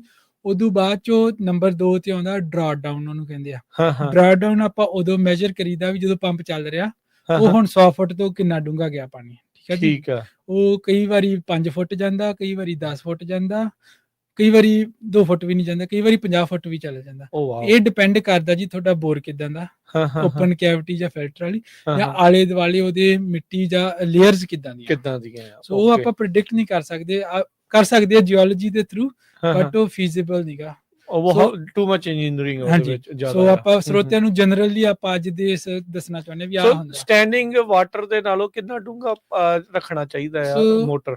ਦੇਖੋ ਜੀ, ਸਟੈਂਡਿੰਗ ਵਾਟਰ ਤੋਂ ਜਿੱਦਾਂ 100 ਫੁੱਟ ਤੇ ਮੰਨ ਲਓ ਪਾਣੀ ਆ, ਹਾਂ ਹਾਂ, ਆਪਣੇ ਏਰੀਆ 'ਚ ਲਗਭਗ 10 ਤੋਂ 15 ਫੁੱਟ ਫਰੈਜ਼ਨੋ ਦੇ ਲਾਗੇ ਛਾਗੇ ਡਰਾਟ ਨੀਵਾਂ ਡਾਊਨ ਇੰਨਾ ਰੱਖ ਲਿਆ। ਹੁੰਦਾ। ਠੀਕ ਆ, ਫਿਰ ਉਸ ਤੋਂ ਬਾਅਦ ਡਰਾਟ ਡਾਊਨ ਤੋਂ ਬਾਅਦ ਆਪਾਂ ਦੇਖਣਾ ਵੀ ਸੋਕੇ ਨਾਲ ਤੁਹਾਡਾ ਕਿੰਨਾ ਹੋਰ ਥੱਲੇ ਜਾ ਸਕਦਾ। ਓਕੇ। ਸੋ 10 ਹੋਰ ਐਡ ਕਰ ਲਈਏ। ਹਾਂਜੀ, 10 ਹੋ ਗਿਆ, 10 ਤੇ ਟੋਟਲ 30 ਫੁੱਟ ਹੋ ਗਿਆ। 30 ਪਰ ਫੁੱਟ। ਫਿਰ ਵੀ ਮੈਂ ਸਰੋਤਿਆਂ ਨੂੰ ਦੱਸਦਾ ਹੁੰਦਾ ਵੀ ਜੇ ਪੰਪ ਆਪਾਂ ਹੋਰ ਜੇ ਮੰਨ ਲਓ 160 180 ਤੇ ਜਾਂਦੇ, ਉਹਦੇ ਨਾਲ ਬਿਜਲੀ ਦਾ ਖਰਚਾ ਨਹੀਂ ਵੱਧਦਾ, ਓਕੇ, ਅੱਛਾ, ਇੰਨਾ ਡੂੰਘੇ ਜਾਣ ਦੇ ਕਿਉਂਕਿ ਉੱਤੇ। ਜਿਹੜਾ ਬਿਜਲੀ ਦੀ ਖਪਤ ਆਉਣੀ ਆ ਉਹ ਨਰੋਲ ਆਉਣੀ ਆ ਡਰਾਟ ਡਾਊਨ ਤੋਂ ਉੱਤੇ ਤੱਕ ਲਿਫਟ ਕਰਨ ਨੂੰ। ਜੇ ਪੰਪ ਉੱਥੋਂ ਆਪਾਂ 50 ਫੁੱਟ 100 ਫੁੱਟ ਡੂੰਘਾ ਵੀ ਪਾਉਂਦੇ ਆ, ਉਹਦੇ ਨਾਲ ਆਪਣਾ ਬਿਜਲੀ ਦੇ ਖਰਚੇ ਨੂੰ ਫਰਕ ਨਹੀਂ ਪੈਂਦਾ, ਨਹੀਂ ਪੈਂਦਾ, ਕਿਉਂਕਿ ਜਿਹੜਾ ਪਾਣੀ ਉੱਤੋਂ ਵਾਟਰ ਪੁਸ਼ ਕਰ ਰਿਹਾ ਉਹ ਆਪਣੀ ਹੈਲਪ ਕਰ ਰਿਹਾ, ਆਪਣਾ ਉਹ ਪ੍ਰੈਸ਼ਰ ਉਹ ਵਧਾ ਪ੍ਰੈਸ਼ਰ ਰਿਹਾ, ਉਧਰੋਂ ਵੱਧ ਜਾਂਦਾ। ਹੈ। ਸੋ ਯੂਜੂਲੀ ਮੈਂ ਰეკਮੈਂਡ ਕਰ ਦਿੰਦਾ 60 ਫੁੱਟ ਦਾ ਮਾਰਜਿਨ ਲੈ ਕੇ ਚਲੋ, ਜੇ ਤੁਹਾਡਾ ਜੇ 100 ਤੇ ਆ ਤੇ 150 160 ਤੇ ਪਾਓ, ਘੱਟੋ ਘੱਟ ਇੰਨਾ ਪਾਓ। ਠੀਕ ਹੈ ਜੀ। ਠੀਕ ਹੈ ਜੀ। ਸੋ ਰਾਜਕਰਨ ਵੀਰੇ, ਅਗਲੀ ਸਲਾਈਡ ਤੇ ਹੁਣ ਆਪਾਂ ਜਿਹੜਾ ਗੱਲ ਕਰਨੀ ਹੋਏਗਾ, ਮੈਨੂੰ ਅਕਸਰ ਹੀ ਕਾਲ ਆਉਂਦੇ ਆ ਡਿਫਰੈਂਟ ਗਰੋਜ਼ ਦੇ, ਭਾਈ ਇੱਕ ਦਾ ਕੋਟ ਆਇਆ 40 ਏਕੜਾਂ 'ਚ 60,000 ਦਾ, ਇੱਕ ਦਾ ਆਇਆ 80,000 ਦਾ, ਮੈਂ ਕੀ ਕਰਾਂ? ਸੋ ਉਹਦੇ ਵਿੱਚ ਆਪਾਂ ਦੇਖਣਾ ਹੁੰਦਾ ਵੀ ਆਪਾਂ ਇਹ ਐਪਲਸ ਟੂ ਐਪਲ ਕੰਪੈਰੀਜ਼ਨ ਨਹੀਂ ਕਰ ਸਕਦੇ, ਜਿੰਨਾ ਚਿਰ ਆਪਾਂ ਦੋਨੇ ਡਿਜ਼ਾਈਨ ਨਹੀਂ ਰਿਵਿਊ ਕਰਦੇ, ਸਾਰਾ ਦੇਖਦੇ ਨਹੀਂ, ਆਪਾਂ ਇਹ ਨਹੀਂ ਕਹਿ ਸਕਦੇ ਵੀ ਕੌਣ ਭਾਈ ਸਸਤਾ ਕੌਣ ਮਾੜਾ। ਠੀਕ ਹੁਣ ਹੈ। ਉਹਦੇ ਵਿੱਚ ਆਪਾਂ ਕੀ ਕੁਝ ਦੇਖਣਾ ਜੀ, ਨੰਬਰ 1 ਤੇ ਆਪਾਂ ਦੇਖਣਾ ਫਿਲਟਰੇਸ਼ਨ ਸਿਸਟਮ ਕਿੱਦਾਂ ਦੀ ਆ, ਕੀ ਟੈਂਕ ਲੱਗੇ ਹੋਏ, ਕੀ ਲੱਗਿਆ ਹੋਇਆ, ਵੀ ਉਹਦੀ ਕਪੈਸਿਟੀ ਕਿੰਨੀ ਹੈਗੀ, ਉਹ ਮੈਂ ਅਗਲੀਆਂ ਸਲਾਈਡਸ ਦਿਖਾਉਂਗਾ ਵੀ ਕਿੱਦਾਂ ਕਰਨਾ। ਠੀਕ ਹੈ ਜੀ। ਨੰਬਰ 2 ਤੇ ਆਪਾਂ ਨੇ ਦੇਖਣਾ ਭਾਈ ਉਹ ਟਿਊਬਿੰਗ ਕਿਹੜੀ ਪਾ ਰਿਹਾ, ਪੀਸੀ ਵਾਲੀ ਪਾ ਰਿਹਾ ਕਿ ਨਾਨ ਪੀਸੀ ਵਾਲੀ ਪਾ ਇਹ ਚ ਰਿਹਾ। ਕੀ ਫਰਕ ਹੈ ਥੋੜਾ ਦੱਸ ਦਿਓ। ਇਹ ਰਾਜਕਰਨ ਵੀਰੇ ਇਹੀ ਇਹਦੀ ਲਾਈਫ ਲਾਈਨ ਆ ਜਿਹੜੀ ਡ੍ਰਿਪ ਸਿਸਟਮ ਜਿਹੜੀ ਦੀ। ਪੀਸੀ ਤੇ ਨਾਨ ਪੀਸੀ ਹਾਂਜੀ, ਇਹਦੇ ਚ ਆਪਾਂ ਅਗਲੀ ਸਲਾਈਡ 'ਚ ਮੈਂ ਤੁਹਾਨੂੰ ਡਾਇਗਰਾਮ ਦਿਖਾਉਂਗਾ ਇਹਦਾ ਕੀ ਫਰਕ ਕੀ ਪੈਂਦਾ। ਫਰਕ ਪੈਂਦਾ। But basically PC versus non PC ਇਹ ਹੁੰਦਾ ਵੀ ਇਹ ਤੈਅ ਕਰਦੀ ਆ ਵੀ ਤੁਹਾਡੇ ਖੇਤ ਨੂੰ ਸਾਰੇ ਬੂਟਿਆਂ ਨੂੰ ਇੱਕੋ ਜਿਹਾ ਪਾਣੀ ਮਿਲੂ ਜਾਂ ਨਹੀਂ, ਓਕੇ। ਦੂਰ ਵਾਲ ਨੂੰ ਵੱਧ ਮਿਲੂ, ਘੱਟ ਨੇੜੇ ਵਾਲ ਨੂੰ ਘੱਟ ਮਿਲੂ। ਅੱਛਾ, ਸੋ ਇਸ ਚੀਜ਼ ਨੇ ਇਹ ਜਿਹੜੇ ਵਿਸ਼ੇ ਹੈਗੇ ਉਹ ਆਪਣੇ ਕੋਈ ਵੀ ਪੀਸੀ ਦੀ ਫੁੱਲ ਫਾਰਮ ਕੀ ਹੈ? ਪ੍ਰੈਸ਼ਰ ਕੰਪਨਸੇਟਿੰਗ। ਓਕੇ, ਠੀਕ ਆ। ਤੇ ਇਹ ਜਦੋਂ ਆਪਾਂ ਕੋਈ ਵੀ ਡਿਜ਼ਾਈਨ ਕਰਦੇ ਇਹ ਚੀਜ਼ਾਂ ਕੋਈ ਨਹੀਂ ਆਪਾਂ ਨੂੰ ਇਰੀਗੇਸ਼ਨ ਇੰਸਟਾਲਰ ਦੱਸਦਾ ਵੀ ਭਾਈ ਆਪਾਂ ਸਿਰਫ ਕੋਟ ਦਾ ਪ੍ਰਾਈਸ ਹੀ ਵੇਖਦੇ ਆ। ਆਪਾਂ ਪ੍ਰਾਈਸ ਦੇਖਦੇ ਆਂਗੇ। ਹੁਣ ਉਸ ਚ ਮੈਂ ਸਰੋਤਿਆਂ ਨੂੰ ਇਹ ਚੀਜ਼ਾਂ, ਅੱਜ ਦਾ ਮੇਰਾ ਜਿਹੜਾ ਹੈਗਾ ਮਕਸਦ ਆ, ਇਹ ਚੀਜ਼ਾਂ ਦਾ ਤੁਹਾਨੂੰ ਅੰਡਰਸਟੈਂਡਿੰਗ ਬੇਸਿਕਲੀ ਦਵਾ ਦੇਣੀ ਹੈ ਤਾਂ ਕਿ ਤੁਸੀਂ ਆਪਦੇ ਕੋਈ ਵੀ ਡਿਜ਼ਾਈਨਰ ਨੂੰ ਜਾਣਦੇ ਉਹਨੂੰ ਤੁਸੀਂ ਕੁਐਸਚਨ ਕਰ ਸਕੋ ਭਾਈ ਫਿਲਟਰ ਕਿਹੜੇ ਆ, ਹੋਜ਼ ਕਿਹੜੀ ਆ। ਸੋ ਅੱਗੇ ਹੋਜ਼ ਦੇ ਵਿੱਚ ਆਉਂਦਾ ਜੀ ਉਹਦਾ ਡਾਇਮੀਟਰ ਕਿੱਡਾ, 600 ਨੰਬਰ ਹੁੰਦੀ, 700, 800, 3 ਕਾਮਨ ਆ। ਉਹ ਜਿੱਦਾਂ ਜਿੱਦਾਂ ਉਹਦਾ ਸਾਈਜ਼ ਵਧੀ ਜਾਂਦਾ ਪ੍ਰਾਈਸ ਵਧੀ ਜਾਂਦਾ। ਮੀਟਰ ਕਿਹੜਾ, ਉਹਦੀ ਸਪੇਸਿੰਗ ਕੀ ਆ। ਠੀਕ ਹੈ। ਸੋ ਫਿਰ ਆਪਾਂ ਅੱਗੇ ਦੇਖਣਾ ਜੀ ਉਹਦੇ ਚ ਕੀ ਆ, ਇੱਕ ਜਿਹੜਾ ਸਸਤਾ ਉਹਦਾ ਰਨ ਟਾਈਮ, ਮਤਲਬ ਵੀ ਖੇਤ ਨੂੰ ਜਿਹੜਾ ਪੀਕ ਪਾਣੀ ਦੀ ਜ਼ਰੂਰਤ ਉਹ ਜੇ 22 ਘੰਟਿਆਂ ਚ ਪੂਰਾ ਕਰਦਾ, ਵੇਅਰਐਜ਼ ਇੱਕ ਸਿਸਟਮ 12 ਘੰਟਿਆਂ ਚ ਪੂਰਾ ਕਰਦਾ। ਜਿਹੜਾ 12 ਵਾਲਾ ਉਹ ਓਵਰਸਾਈਜ਼ਡ ਆ ਤੇ ਜਿਹੜਾ 22 ਵਾਲਾ ਉਹ ਅੰਡਰਸਾਈਜ਼ਡ। ਸੋ 22 ਵਾਲਾ ਸਸਤਾ, 12 ਵਾਲਾ ਮਹਿੰਗਾ। ਸੋ ਉਹਦੇ ਵਿੱਚ ਉਹਦੀ ਇਰੀਗੇਸ਼ਨ ਦੀਆਂ ਪਾਈਪਾਂ ਵੀ ਵੱਡੀਆਂ, ਪੰਪ ਵੀ ਵੱਡਾ, ਫਿਲਟਰ ਵੀ ਵੱਡੇ ਆ, ਸਾਰੇ ਕੰਪੋਨੈਂਟਸ ਵੱਡੇ ਆ। ਹੁਣ ਇਹ ਕਿਉਂ ਮੈਟਰ ਕਰਦਾ, ਜੇ ਤੁਸੀਂ 22 ਵਾਲਾ ਅੱਜ ਲਵਾ ਲਿਆ, ਠੀਕ ਹੈ, ਤੇ ਉਦੋਂ ਬਾਅਦ ਚ ਤੁਸੀਂ ਸੋਲਰ ਲਵਾ ਲਿਆ, ਤੁਹਾਡਾ ਟਰੂ ਅਪ ਬਿੱਲ ਫਿਰ ਵੀ ਆਉਣਾ ਹੀ ਆਉਣਾ ਜਿਹੜਾ ਪੀਕ ਆਵਰ ਵਾਲਾ, ਕਿਉਂਕਿ ਉਹ ਫਿਰ ਇੰਨਾ ਚਿਰ ਪੂਰਾ ਦਿਨ ਚੱਲਣਾ ਹੈ ਤੇ ਫਿਰ ਉਹ ਫਰਕ ਨਹੀਂ ਰਹਿਣਾ। ਸੋ ਜੇ ਆਪਾਂ ਹੁਣ ਪੈਸੇ ਇਨਵੈਸਟ ਕਰਕੇ 12 ਘੰਟੇ ਵਾਲਾ ਲਵਾ ਲਿਆ, ਫਿਰ ਮੈਂ ਲਗਭਗ ਗਾਰੰਟੀ ਦੇ ਸਕਦਾ ਬਾਈ ਤੁਹਾਡਾ ਸੋਲਰ ਤੇ ਬਿੱਲ ਨਹੀਂ ਆਊਗਾ, ਕਿਉਂਕਿ ਫਿਰ ਦਿਨੇ ਚਲਾਓ। ਹਾਂਜੀ। ਸੋ ਇਹ ਚੀਜ਼ਾਂ ਤੇ ਪ੍ਰਾਈਸ ਨਿਰਭਰ ਕਰਦਾ ਵੀ ਉਹਦਾ ਸੈੱਟ ਟਾਈਮ। ਪਰ ਤੁਸੀਂ ਕਹਿੰਦੇ ਵੀ ਜੇ ਓਵਰਸਾਈਜ਼ ਆ ਫਿਰ ਇੰਨਾ ਜ਼ਿਆਦਾ ਓਵਰਸਾਈਜ਼ ਕਰਨਾ ਜਾਇਜ਼ ਆ? ਨਹੀਂ, ਇਹ ਜਾਇਜ਼ ਨਹੀਂਗਾ ਜੀ। ਸੋ ਆਪਾਂ ਅਗਲੀ ਸਲਾਈਡਸ ਦੇਖਾਂਗੇ ਵੀ ਕਿੱਥੋਂ ਤੱਕ ਤੁਹਾਡੇ ਸਰੋਤ ਦੀ ਜੇਬ ਚੱਲਦੀ ਆ, ਵੀ ਕਿੰਨਾ ਕੁ ਆਪਾਂ ਬੈਲੈਂਸ, ਇਹਦਾ ਬੈਲੈਂਸ ਕਿੱਥੇ ਆ। ਜਾਂ ਤਾਂ ਪੂਰਾ ਹੀ ਓਵਰਸਾਈਜ਼ ਕਰ ਲਓ ਜਾਂ ਤੁਸੀਂ ਬਿਲਕੁਲ ਅੰਡਰਸਾਈਜ਼ ਕਰ ਲਓ। ਹੁਣ ਆਪਣਾ ਲਗਭਗ ਜ਼ਰੂਰਤਾਂ ਪੂਰੀਆਂ ਕਰ ਲਿਆ, ਉਹਦੇ ਫਿਊਚਰ ਦੇ ਵਿੱਚ ਆਪਾਂ ਨੂੰ ਪ੍ਰੋਬਲਮ। ਆਪਾਂ ਇਹਦੇ ਚ ਇੱਕ ਬੈਲੈਂਸ ਜੀ ਇਕੁਏਸ਼ਨ ਹੈਗੀ, ਉਹ ਆਪਾਂ ਅੱਗੇ ਸਰੋਤਿਆਂ ਨੂੰ ਦੱਸਾਂਗੇ ਕਿੱਥੇ ਦੇਖਣਾ। ਸੋ ਫਿਰ ਅੱਗੇ ਆ ਜਾਂਦਾ ਵੀ ਫਲੋ ਤੇ ਪ੍ਰੈਸ਼ਰ ਰਿਕੁਆਇਰਮੈਂਟ ਆ ਡਿਜ਼ਾਈਨ ਦੇਖੀਆਂ, ਜਿਹੜਾ ਆਬਵੀਅਸਲੀ ਵੱਡਾ ਉਹਦੀ ਡਿਮਾਂਡ ਵੀ ਜ਼ਿਆਦਾ ਹੋਊਗੀ। ਸੋ ਅੱਗੇ ਜਿਹੜਾ ਤੁਸੀਂ ਪੁੱਛਿਆ ਜੀ ਫ੍ਰਿਕਸ਼ਨ ਲਾਸ ਕਿੰਨਾ, ਉਹਦੇ ਵਿੱਚ ਜਿਹੜਾ ਸਿਸਟਮ ਅੰਡਰਸਾਈਜ਼ਡ ਆ ਉਹਦਾ ਵਿੱਚ ਜਿਹੜਾ ਪਾਣੀ ਦਾ ਫ੍ਰਿਕਸ਼ਨ ਨਾਲ ਆਪਾਂ ਕਹਿੰਦੇ ਆ ਰਫਨੈਸ ਨਾਲ ਜਾਂ ਛੋਟੇ ਸਾਈਜ਼ਾਂ ਕਰਕੇ ਪਾਈਪ, ਉਹਦਾ ਲਾਸ ਵੀ ਜ਼ਿਆਦਾ ਹੋਊਗਾ। ਸੋ ਉਹਦੇ ਵਾਸਤੇ ਉਹਨੂੰ ਕੰਪਨਸੇਟ ਕਰਨ ਵਾਸਤੇ ਉਹਦਾ ਰਨ ਪ੍ਰੈਸ਼ਰ ਵੀ ਜ਼ਿਆਦਾ ਹੋਊਗਾ। ਵੀ ਕਿੱਥੇ ਇੱਕ ਸਿਸਟਮ ਨੇ 30 ਪਾਉਂਡ ਪ੍ਰੈਸ਼ਰ ਤੇ ਚੱਲ ਕੇ ਇੱਕੋ ਜਿਹਾ ਪਾਣੀ ਸਿੱਟਣਾ, ਉੱਥੇ ਉਹੀ ਜਿਹੜਾ ਅੰਡਰਸਾਈਜ਼ ਸਿਸਟਮ ਉਹਨੂੰ 40 ਪਾਉਂਡ ਤੇ ਚੱਲ ਕੇ ਉਹਦੇ ਬਰਾਬਰ ਪਹੁੰਚਣਾ ਪੈਣਾ। ਹੁਣ ਜਿਹੜਾ 10 PSI ਦਾ ਡੈਲਟਾ, ਇਹਨੂੰ ਤੁਹਾਡੀ ਆਪਰੇਸ਼ਨਲ ਕਾਸਟ ਵੱਧ ਜਾਣੀ, ਇਹਦੇ ਵਾਸਤੇ ਬਿਜਲੀ ਦੀ ਖਪਤ ਆਉਣੀ ਹੈ ਜੀ। ਠੀਕ ਹੈ, ਐਕਸਟਰਾ 10 ਪਾਉਂਡ ਪ੍ਰੈਸ਼ਰ ਵਧਾਉਣ ਤੋਂ। ਸੋ ਮੈਂ ਅਗਲਾ ਲਾਸਟ ਸਰੋਤਿਆਂ ਨੂੰ ਦੱਸ ਦੇਣਾ ਚਾਹੁੰਦਾ ਵੀ ਜਿਹੜਾ ਫ੍ਰੈਜ਼ਨੋ ਏਰੀਆ ਦੇ ਵਿੱਚ ਲਗਭਗ ਕਾਸਟ ਆਪਣੇ ਮੈਂ ਦੇਖ ਰਿਹਾ 1600 ਤੋਂ $1800 ਪਰ ਏਕੜ, 40 ਏਕੜ ਦੇ ਬਲਾਕ ਦੇ ਲਈ ਇੱਕ ਜਾਇਜ਼ ਪ੍ਰਾਈਸ ਆ। ਠੀਕ ਆ। ਹੁਣ ਇਹਦੇ ਚ ਵੇਰੀਏਸ਼ਨ ਜਿਹੜੀ ਹੈਗੀ ਆ 1600 ਤੋਂ 1800, ਆਪਾਂ ਦੇਖਿਆ ਸੀ ਕਿੰਨਾ ਕੁ ਨੂੰ ਫਾਈਨ ਟਿਊਨ ਕਰਨਾ ਵੀ ਉਹ ਪੀਸੀ ਨਾਨ ਪੀਸੀ ਕਿਹੜੇ ਕੰਪੋਨੈਂਟ ਲੱਗੇ, ਉਹ ਇਹਦੇ ਵਿੱਚ ਫਰਕ ਪੈਂਦਾ। ਹਾਂਜੀ, ਸਰੋਤਿਆਂ ਨੂੰ ਇੱਕ ਚੀਜ਼ ਤਾਂ ਮੈਂ ਗੁਜ਼ਾਰਿਸ਼ ਕਰੂੰਗਾ ਵੀ ਨਾਨ ਪੀਸੀ ਤਾਂ ਜਾਇਓ ਨਾ ਜੀ ਕਦੇ ਵੀ। ਸੋ ਆਪਾਂ ਅੱਗੇ ਦੇਖਾਂਗੇ, ਬਟ ਉਹ ਪਾਈਪਾਂ ਓਵਰਸਾਈਜ਼ ਕਰਦੇ ਜਾਂ ਕੁਝ ਹੋਰ ਕਰਦੇ। ਸੋ ਜਦੋਂ ਤੁਸੀਂ ਕਿਸੇ ਵੀ ਵੈਂਡਰ ਨਾਲ ਗੱਲ ਕਰਨੀ ਆ, ਤੁਹਾਡਾ ਬਾਲ ਪਾਰਕ ਪ੍ਰਾਈਸਿੰਗ ਆ 1600 ਤੋਂ 1800 40 ਕਿੱਲਿਆਂ ਲਈ। 40 ਕਿੱਲੇ ਆਬਵੀਅਸਲੀ ਇਹ ਜਦੋਂ 20 ਏਕੜ ਆ ਜਾਂਦੇ ਥੋੜਾ ਜਿਹਾ ਘੱਟ ਵੱਧ ਜਾਂਦਾ, ਜਿੱਦਾਂ ਇਕਨੋਮੀ ਆਫ ਸਕੇਲ ਹੋ ਜਾਂਦੀ ਆ। ਜੇ ਵੱਡਾ ਕਰੀ ਜਾਂਦੇ ਪ੍ਰਾਈਸ ਡਾਊਨ ਹੋ ਜਾਂਦੇ, ਜਿੰਨਾ ਛੋਟਾ ਹੈ ਉਹਨਾਂ ਮਹਿੰਗਾ ਹੈ, ਜਿੰਨਾ ਜ਼ਿਆਦਾ ਹੈ ਉਹਨਾਂ ਸਸਤਾ ਹੈ ਜੀ। ਸੋ ਆਪਾਂ ਇੱਥੇ ਇੱਕ ਛੋਟੀ ਜਿਹੀ ਬ੍ਰੇਕ ਲੈ ਲੈਂਦੇ ਆ ਤੇ ਬ੍ਰੇਕ ਤੋਂ ਬਾਅਦ ਦੇ ਵਿੱਚ ਇਸ ਜੋ ਆਪਾਂ ਗੱਲਬਾਤ ਜਿਹੜੀ ਉਹ ਚੱਲ ਰਹੀ ਅਪਡੇਟ ਫਾਰਮਿੰਗ ਦੇ ਵਿੱਚ ਇਰੀਗੇਸ਼ਨ ਸਿਸਟਮ ਡਿਜ਼ਾਈਨ ਕਰਨ ਵਾਲੇ ਕਿਹੜੀਆਂ ਚੀਜ਼ਾਂ ਦਾ ਜਿਹੜਾ ਉਹ ਧਿਆਨ ਰੱਖਣਾ ਹੈ, ਉਹਦੇ ਬਾਰੇ ਜਿਹੜੀ ਚਰਚਾ ਨੂੰ ਆਪਾਂ ਜਾਰੀ ਰੱਖਾਂਗੇ। ਜੁੜੇ ਰਹੋ ਇਦਾਂ ਪੰਜਾਬੀ ਰੇਡੀਓ USA ਦੇ ਨਾਲ। ਬ੍ਰੇਕ ਤੋਂ ਬਾਅਦ ਚ ਇੱਕ ਵਾਰੀ ਫਿਰ ਆਪ ਸਭ ਦਾ ਸਵਾਗਤ ਹੈ ਸੋ ਤੇ ਪ੍ਰੋਗਰਾਮ ਅਪਡੇਟ ਫਾਰਮਿੰਗ ਦੇ ਵਿੱਚ। ਮੈਂ ਰਾਜਕਰਨਵੀਰ ਸਿੰਘ, ਜਿਹੜੇ ਹੋਏ ਨੇ ਮੇਰੇ ਨਾਲ ਪੰਜਾਬੀ ਅਮਰੀਕਨ ਗਰੋਵਰਸ ਗਰੁੱਪ ਤੋਂ ਦਯਾਦੀਪਕ ਸਿੰਘ। ਦਯਾਦੀਪਕ ਸਿੰਘ, ਸਵਾਗਤ ਹੈ ਜੀ ਆਇਆਂ ਨੂੰ। ਸਤਿ ਸ਼੍ਰੀ ਅਕਾਲ। ਸਤਿ ਸ਼੍ਰੀ ਅਕਾਲ ਜੀ। ਸੋ ਗੱਲਬਾਤ ਆਪਾਂ ਇਰੀਗੇਸ਼ਨ ਡਿਜ਼ਾਈਨ ਦੀ ਜਿਹੜੀ ਉਹ ਕਰ ਰਹੇ ਸੀਗੇ। ਤੁਸੀਂ ਦੱਸ ਰਹੇ ਸੀਗੇ ਵੀ 1600 ਤੋਂ 1800 ਡਾਲਰ ਪਰ ਏਕੜ ਜੇ 40 ਏਕੜ ਦੇ ਪਲਾਟ ਦੇ ਲਈ ਆਪਾਂ ਇਰੀਗੇਸ਼ਨ ਸਿਸਟਮ ਡਿਜ਼ਾਈਨ ਕਰ ਰਹੇ ਹਾਂ ਉਹਦੇ ਲਈ ਆ ਜਾਂਦਾ ਆ। ਤੇ ਸ਼ੁਰੂਆਤ 'ਚ ਤੁਸੀਂ ਜਿੱਦਾਂ ਦੱਸ ਰਹੇ ਸੀਗੇ ਵੀ ਕੰਪੈਰੀਜ਼ਨ ਜਦੋਂ ਡ੍ਰਿਪ ਸਿਸਟਮ ਦਾ ਜਿਹੜਾ ਉਹ ਕਰਦੇ ਆ, ਸੋ ਇਸ ਦੇ ਵਿੱਚ ਅੱਗੇ ਹੋਰ ਕਿਹੜੀਆਂ ਚੀਜ਼ਾਂ ਦਾ ਧਿਆਨ ਰੱਖਣਾ ਹੈ ਜਾਂ ਕਿਹੜੀਆਂ ਚੀਜ਼ਾਂ ਨੂੰ ਵਾਚ ਕਰਨਾ ਹੈ? ਜੀ ਰਾਜਕਰਨ ਜੀ, ਆਪਾਂ ਅਗਲੀ ਸਲਾਈਡ ਤੇ ਜਿਹੜੀ ਤੇ ਆਪਾਂ ਦੇਖ ਰਹੇ ਹਾਂ ਵੀ ਜੇ ਤੁਸੀਂ ਸਰੋਤਿਆਂ ਨੇ 2 ਕੋਟ ਲੈ ਲਏ ਕਿਸੇ ਵੀ ਵੈਂਡਰ ਤੋਂ, ਆਪਾਂ ਉਹਨਾਂ 'ਚ ਕੀ ਚੀਜ਼ਾਂ ਦੇਖਣੀਆਂ। ਸੋ ਮੈਂ ਇੱਕ ਸਕਰੀਨਸ਼ਾਟ ਖਿੱਚ ਕੇ ਲੈ ਕੇ ਆਂਦਾ, ਇਹਦੇ 'ਚ ਆਪਾਂ ਦੇਖੋ ਵੀ ਨੰਬਰ ਆਫ ਸੈਟ 2 ਲਿਖੇ ਹੋਏ ਆ। ਉਹਦੀ ਅਗਲੀ ਲਾਈਨ ਦੇਖੋ ਪ੍ਰੈਸ਼ਰ ਰੈਗੂਲੇਸ਼ਨ, ਉਹਨੇ ਵੱਡਾ ਕਰਕੇ ਲਿਖਿਆ ਹੋਇਆ ਵੀ ਪੀਸੀ ਮੀਟਰ ਲੱਗਣੇ ਜੀ ਇਹਦੇ 'ਚ, ਪ੍ਰੈਸ਼ਰ ਕੰਟਰੋਲਡ। ਹਾਂਜੀ, ਹੁਣ ਥੱਲੇ ਦੇਖੋ ਜੀ ਇਹਦੇ 'ਚ ਲਿਖਿਆ ਹੋਇਆ ਜਿਹੜਾ ਡਿਜ਼ਾਈਨ ਦੀ ਰਿਕੁਆਇਰਮੈਂਟ ਹੈਗੀ, ਇਹ ਹੈਗੀ 29 PSI ਤੇ ਚੱਲਣਾ ਇਹਨੇ, ਤੇ 250 ਗੈਲਨ ਇਹਨੇ ਪਾਣੀ ਦੀ ਡਿਮਾਂਡ ਹੈਗੀ। ਪੰਪ ਨੇ ਇੰਨਾ ਕੱਢਣਾ, ਇੰਨੀ ਜ਼ਰੂਰਤ ਹੈ ਇਹਨੂੰ ਸਿਸਟਮ ਨੂੰ ਰਨ ਕਰ ਲਿਓ। ਠੀਕ ਹੈ। ਸੋ ਇਹ ਸਰੋਤੇ ਦੇ ਜਿਹੜੇ ਦੀ ਆਪਾਂ ਇਹ ਡਿਜ਼ਾਈਨ ਮੈਂ ਤੁਹਾਨੂੰ ਦਿਖਾ ਰਿਹਾ, ਇਹਦਾ ਮੈਂ ਪੰਪ ਟੈਸਟ ਕਰਵਾ ਕੇ ਦਿੱਤਾ ਸੀ। ਇਹ ਸਾਰਾ ਪੁੱਟ ਟੁਗੇਦਰ ਕਰਨ ਤੋਂ ਪਹਿਲਾਂ ਇਹਦਾ ਪੰਪ 30 ਪਾਉਂਡ PSI ਤੇ 260 ਗੈਲਨ ਕੱਢਦਾ ਸੀ।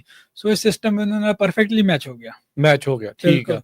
ਤੇ ਉਹ ਪੰਪ ਟੈਸਟ ਤੇ ਜਾਂ ਪੰਪ ਅਪਗ੍ਰੇਡਸ ਤੇ ਹੋਰ ਖਰਚਾ ਨਹੀਂ ਕਰਨਾ ਚਾਹੁੰਦੇ ਸੀ। ਸੋ ਇਸ 'ਚ ਆਪਾਂ ਨੂੰ ਸਿਸਟਮ 2 ਸੈੱਟ ਦੇ ਵਿੱਚ ਆਪਾਂ ਨੂੰ ਡਿਵਾਈਡ ਕਰਨਾ ਪਿਆ। ਸੋ ਆਪਣੇ ਲਿਮਿਟਿੰਗ ਫੈਕਟਰ ਸੀਗਾ ਵੀ ਪੰਪ ਕਿਹੜਾ ਕਿੱਦਾਂ, ਉਸ ਬਿਹਾਵ ਤੇ ਆਪਾਂ ਇਹਨੂੰ ਡਿਜ਼ਾਈਨ ਕੀਤਾ ਤੇ ਇਹਦੀ ਡਿਮਾਂਡ ਤੇ ਸਪਲਾਈ ਦੋਨੇ ਬਰਾਬਰ ਹੋ ਗਈਆਂ ਤੇ ਸਿਸਟਮ ਬਹੁਤ ਸਕਸੈਸਫੁਲ ਹੈ। ਠੀਕ ਆ। ਇਹ ਆਪਣੇ ਇੱਥੇ ਫ੍ਰੈਜ਼ਨੋ 'ਚ ਹੀ ਲੱਗਾ? ਹਾਂਜੀ, ਲੋਕਲ ਹੀ ਆ। ਠੀਕ ਆ। ਬਟ ਇਸ ਸਲਾਈਡ 'ਚੋਂ ਮੈਂ ਸਰੋਤਿਆਂ ਨੂੰ ਇਹ ਦੱਸਣਾ ਚਾਹੁੰਦਾ ਵੀ ਭਾਈ ਜਦੋਂ ਤੁਸੀਂ ਡਿਜ਼ਾਈਨ ਤੁਸੀਂ 2 ਦੇਖਦੇ ਆ, ਉਹਦੇ ਵਿੱਚ ਧਿਆਨ ਰੱਖਣ ਵਾਲੀ ਗੱਲ ਇਹ ਆ ਵੀ ਟੋਟਲ ਮਿਨੀਮਮ ਪ੍ਰੈਸ਼ਰ ਤੇ ਟੋਟਲ ਫਲੋ ਜਿਹੜਾ ਥੱਲੇ ਲਿਖਿਆ ਹੋਇਆ ਖੱਟੇ ਰੰਗ ਦੇ ਵਿੱਚ, ਇਹ ਜ਼ਰੂਰ ਦੇਖਣਾ ਤੁਹਾਡਾ ਕਿੰਨਾ। ਠੀਕ ਹੈ। ਇਹਨੂੰ ਆਪਾਂ ਮੈਚ ਕਰਨਾ ਪੰਪ ਟੈਸਟ ਨਾਲ। ਠੀਕ ਆ। ਜੇ ਇਹ ਡਿਜ਼ਾਈਨ ਮੈਚ ਨਹੀਂ ਕਰ ਰਹੀਆਂ ਦੋਨੇ ਨੰਬਰ, ਤਾਂ ਪ੍ਰੋਬਲਮ ਆ। ਠੀਕ ਹੈ ਜੀ। ਨੰਬਰ ਘੱਟ ਹੋਊਗਾ ਤਾਂ ਹੀ ਪ੍ਰੋਬਲਮ ਆ, ਵੱਧ ਹੋਵੇ ਤਾਂ ਫਿਰ ਵੱਧ ਹੋਊਗੀ ਤਾਂ ਵੀ ਪ੍ਰੋਬਲਮ। ਦੇਖੋ ਜੇ ਘੱਟ ਹੋਊ ਤਾਂ ਬਹੁਤ ਵੱਡੀ ਪ੍ਰੋਬਲਮ ਆ। ਹਾਂ, ਵੱਧ ਹੋਊ ਉਹਨੂੰ ਆਪਾਂ ਕੰਟਰੋਲ ਕਰ ਸਕਦੇ, ਕੰਟਰੋਲ ਘਟਾ ਸਕਦੇ, ਉਹਨੂੰ ਆਪਾਂ ਅੱਗੇ ਦੱਸਦੇ ਆ ਵੀ ਇਹਨੂੰ ਕੰਟਰੋਲ ਕਿੱਦਾਂ ਕਰਨਾ। ਠੀਕ ਹੈ ਜੀ, ਠੀਕ ਹੈ। ਸੋ ਇਹ ਜਦੋਂ ਆਪਾਂ 2 ਸੈੱਟ ਦੀ ਗੱਲ ਕਰਦੇ ਆ, ਇਹਦਾ ਕੀ ਮਤਲਬ ਹੁੰਦਾ ਹੈ? ਇਹਦਾ ਹੁਣ 2 ਸੈੱਟ ਦਾ ਮਤਲਬ ਇਹ ਆ ਜੀ, ਆਪਣਾ ਖੇਤ ਜਿਹੜਾ ਇਰੀਗੇਸ਼ਨ ਸਿਸਟਮ ਆ ਉਹ 2 ਭਾਗਾਂ ਦੇ ਵਿੱਚ ਵੰਡਿਆ ਹੋਇਆ। ਓਕੇ। ਸੋ ਇਸ ਤੇ ਵੰਡਣ ਦੇ ਆਪਣਾ ਕਾਰਨ ਇਹ ਸੀ, ਇਸ ਸੱਜਣ ਮਿੱਤਰ ਦੇ ਜਿਹੜੇ ਖੇਤ ਸੀ ਉਹ 2 ਹਿੱਸਿਆਂ 'ਚ ਡਿਵਾਈਡ ਸੀ। ਇੱਕ ਪਾਸੇ ਯੰਗ ਬੂਟੇ, ਇੱਕ ਪਾਸੇ ਬਜ਼ੁਰਗ ਬੂਟੇ। ਠੀਕ ਹੈ। ਹੁਣ ਉਹਨਾਂ ਦੀ ਡਿਮਾਂਡ ਵੀ ਡਿਫਰੈਂਟ ਸੀਗੀ ਪਾਣੀ ਦੀ। ਸੋ ਉਹਦੇ ਨਾਲ ਇੱਕ ਸਿਸਟਮ ਹੁਣ 8 ਘੰਟੇ ਚੱਲਦਾ, ਉੱਥੇ 4 ਚੱਲ ਕੇ ਦੋਨਾਂ ਦਾ ਪਾਣੀ ਪੂਰਾ ਹੁੰਦਾ। ਠੀਕ ਆ। ਸੋ ਮਤਲਬ ਮੇਨ ਸਿਸਟਮ ਤੋਂ 2 ਵੱਖ-ਵੱਖ ਮੇਨ ਲਾਈਨਾਂ ਜਾ ਰਹੀਆਂ। ਹਾਂਜੀ, ਠੀਕ ਆ। ਇੱਕ ਟਾਈਮ ਤੇ ਉਹ ਚੱਲਣੀ, ਇੱਕ ਟਾਈਮ ਦੇ ਉੱਤੇ ਉਹ ਚੱਲਣੀ। ਠੀਕ ਹੈ ਜੀ, ਓਕੇ। ਅੱਗੇ ਕੀ ਜੀ ਹੁਣ ਇਸ ਤੋਂ ਅੱਗੇ? ਹੁਣ ਰਾਜਕਨਵੀਰ, ਜਦੋਂ ਆਪਾਂ ਡ੍ਰਿਪ ਸਿਸਟਮ ਡਿਜ਼ਾਈਨ ਕਰਦੇ ਆ, ਅਗਲੀ ਸਲਾਈਡ ਦੇ ਵਿੱਚ ਦੇਖੋ ਵੀ ਫਿਲਟਰ ਕਿਹੜੇ ਆ ਤੁਹਾਡੇ। ਚੈੱਕ ਵਾਲਵ ਲੱਗਿਆ, ਰਿਲੀਫ ਵਾਲਵ ਲੱਗਿਆ, ਫਲੋ ਮੀਟਰ ਲੱਗਿਆ, 에ਅਰ ਵੈਂਟ ਲੱਗੇ ਹੋਏ ਆ, ਡਿਸਚਾਰਜ ਜਿਹੜਾ ਕਿਦਾਂ ਦਾ। ਹੁਣ ਬਾਕੀ ਤੇ ਜਿਹੜੇ ਕੰਪੋਨੈਂਟ ਆ ਮੈਂ ਅਗਲੀ ਸਲਾਈਡ ਦੇ ਵਿੱਚ ਫੋਟੋਆਂ ਵੀ ਦਿਖਾਉਂਗਾ, ਆਪਾਂ ਨਾਲ ਚਰਚਾ ਵੀ ਕਰਾਂਗੇ। ਇੱਕ ਜਿਹੜਾ ਪੁਆਇੰਟ ਮੈਂ ਸਰੋਤਿਆਂ ਨੂੰ ਦੱਸਣਾ ਚਾਹੁੰਦਾ ਉਹ ਹੈਗਾ ਜੀ, ਜਿਹੜਾ ਉਹਦਾ ਫਿਲਟਰਾਂ ਤੋਂ ਜਿਹੜੀ ਪਾਈਪ ਜਾ ਰਹੀ ਆ ਖੇਤ ਨੂੰ, ਅੰਡਰਗਰਾਉਂਡ ਤਾਂ ਸਾਰੀ PVC ਹੋਣੀ ਆ। ਹਾਂਜੀ। ਜਿਹੜਾ ਉਤਲਾ ਹਿੱਸਾ ਕੀ ਉਹ PVC ਦਾ, ਕੀ ਉਹ ਸਟੇਨਲੈਸ ਸਟੀਲ ਦਾ, ਜਾਂ ਉਹ ਕਾਰਬਨ ਸਟੀਲ ਦਾ। ਓਕੇ। ਹੁਣ ਇਹਦਾ ਫਰਕ ਇਹ ਹੈ ਜੀ, ਜਿਹੜਾ ਤਾਂ ਹੈਗਾ PVC ਆ, ਇਹ ਸਸਤਾ, ਇਹ ਐਸਿਡ ਨਾਲ ਰਿਐਕਟ ਨਹੀਂ ਕਰਦੀ। ਠੀਕ ਹੈ। ਬਟ ਇਹ ਧੁੱਪ ਨਾਲ ਇਹ ਟੁੱਟਣ ਲੱਗ ਜਾਂਦੀ ਆ, ਖਰਾਬ ਹੋ ਜਾਂਦੀ ਆ। ਹਾਂਜੀ। ਜਿਹੜਾ ਨੰਬਰ 2 ਤੇ ਹੈਗਾ ਕਾਰਬਨ ਸਟੀਲ, ਉਹ ਚ ਥੋੜੇ ਸਮਾਂ ਪਾ ਕੇ ਜੰਗ ਲੱਗਣ ਲੱਗ ਜਾਂਦੀ ਆ, ਜਿਹੜੀ ਕਾਸਟ ਆਇਰਨ। ਹਾਂਜੀ, ਕਾਸਟ ਥੋੜਾ ਜਿਹਾ ਡਿਫਰੈਂਟ ਹੁੰਦਾ ਉਹਨਾਂ ਦਾ। ਠੀਕ ਹੈ, ਓਕੇ। ਤੇ ਬਟ ਉਹ ਐਸਿਡ ਨਾਲ ਰਿਐਕਟ ਕਰਦੇ ਆ। ਓਕੇ। ਕੀ ਕੱਲ ਨੂੰ ਤੁਹਾਨੂੰ ਫਿਊਚਰ ਦੇ ਵਿੱਚ ਐਸਿਡ ਪਾਉਣਾ ਪੈਣਾ, ਜੇ ਉਹ ਪਾਉਣਾ ਪੈਣਾ ਤੇ ਤੁਸੀਂ ਹੁਣੇ ਦੇਖ ਲਓ। ਨੰਬਰ 3 ਤੇ PVC ਤੋਂ ਮਹਿੰਗੀ ਆ, ਉਦਾਂ ਇਹ ਮਹਿੰਗੀ ਆ ਜੀ। ਠੀਕ ਹੈ ਜੀ। ਨੰਬਰ 3 ਤੇ ਜਿਹੜੀ ਉਹ ਸਾਰੇ ਤੋਂ ਮਹਿੰਗੀ ਹੋਗੀ ਸਟੇਨਲੈਸ ਸਟੀਲ। ਉਹ ਫੋਰ ਐਗਜ਼ਾਮਪਲ ਇੱਕ ਫਲੈਂਜ ਸਟੇਨਲੈਸ ਸਟੀਲ ਦੀ $100 ਦੀ ਆਉਂਦੀ ਆ, PVC ਜਾਂ ਕਾਸਟ ਆਇਰਨ ਦੀ $20 ਦੀ ਆਉਂਦੀ ਆ। ਇੰਨਾ ਫਰਕ ਆ। ਸੋ ਜਦੋਂ ਆਪਾਂ ਪ੍ਰਾਈਸ ਕੰਪੈਰੀਜ਼ਨ ਕਰਨਾ, ਆਪਾਂ ਇਹ ਵੀ ਦੇਖਣਾ ਵੀ ਭਾਈ ਤੁਹਾਡਾ ਡਿਸਚਾਰਜ ਜਾਂ ਇਨਲੈਟ ਆਊਟਲੈਟ ਉਹ ਕਿਸ ਮਟੀਰੀਅਲ ਦੀ ਮਟੀਰੀਅਲ ਦਾ ਬਣਿਆ। ਜਿਹਨੇ ਸਟੇਨਲੈਸ ਸਟੀਲ ਦਾ ਲਾਉਣਾ ਉਹਨੇ ਚਾਰਜ ਕਰਨਾ ਜੀ। ਸੋ ਇਹ ਨੰਬਰ 2 ਸਪੋਰਟ ਇੱਥੇ ਵੀ ਫਰਕ ਪੈਂਦਾ ਹੈ। ਬਿਲਕੁਲ। ਸੋ ਨੰਬਰ ਅੱਗੇ ਇਹਦਾ ਹੁੰਦਾ ਜੀ ਮੱਥਿਆਂ ਤੇ ਹੋਜ਼ਸ ਤੇ ਫਲਸ਼ਿੰਗ ਮੈਕੈਨਿਜ਼ਮ ਕਿਹੜਾ ਲੱਗਿਆ। ਸੋ ਆਪਾਂ ਸਰੋਤੇ ਨੂੰ ਅਗਲੀ ਸਲਾਈਡ ਦੇ ਵਿੱਚ ਦਿਖਾਵਾਂਗੇ। ਠੀਕ ਹੈ। ਸੋ ਅੱਗੇ ਆਪਣਾ ਆ ਜਾਂਦਾ ਜੀ ਫਿਲਟਰ। ਜਿਹੜਾ ਇਹ ਫਿਲਟਰ ਆ ਉਹ ਕਿਸ ਪ੍ਰਕਾਰ ਦੇ ਹੁੰਦੇ ਆ? ਇੱਕ ਹੁੰਦੇ ਸਕਰੀਨ ਫਿਲਟਰ, ਇੱਕ ਹੁੰਦੇ ਸੈਂਡ ਮੀਡੀਆ ਫਿਲਟਰ ਜੀ।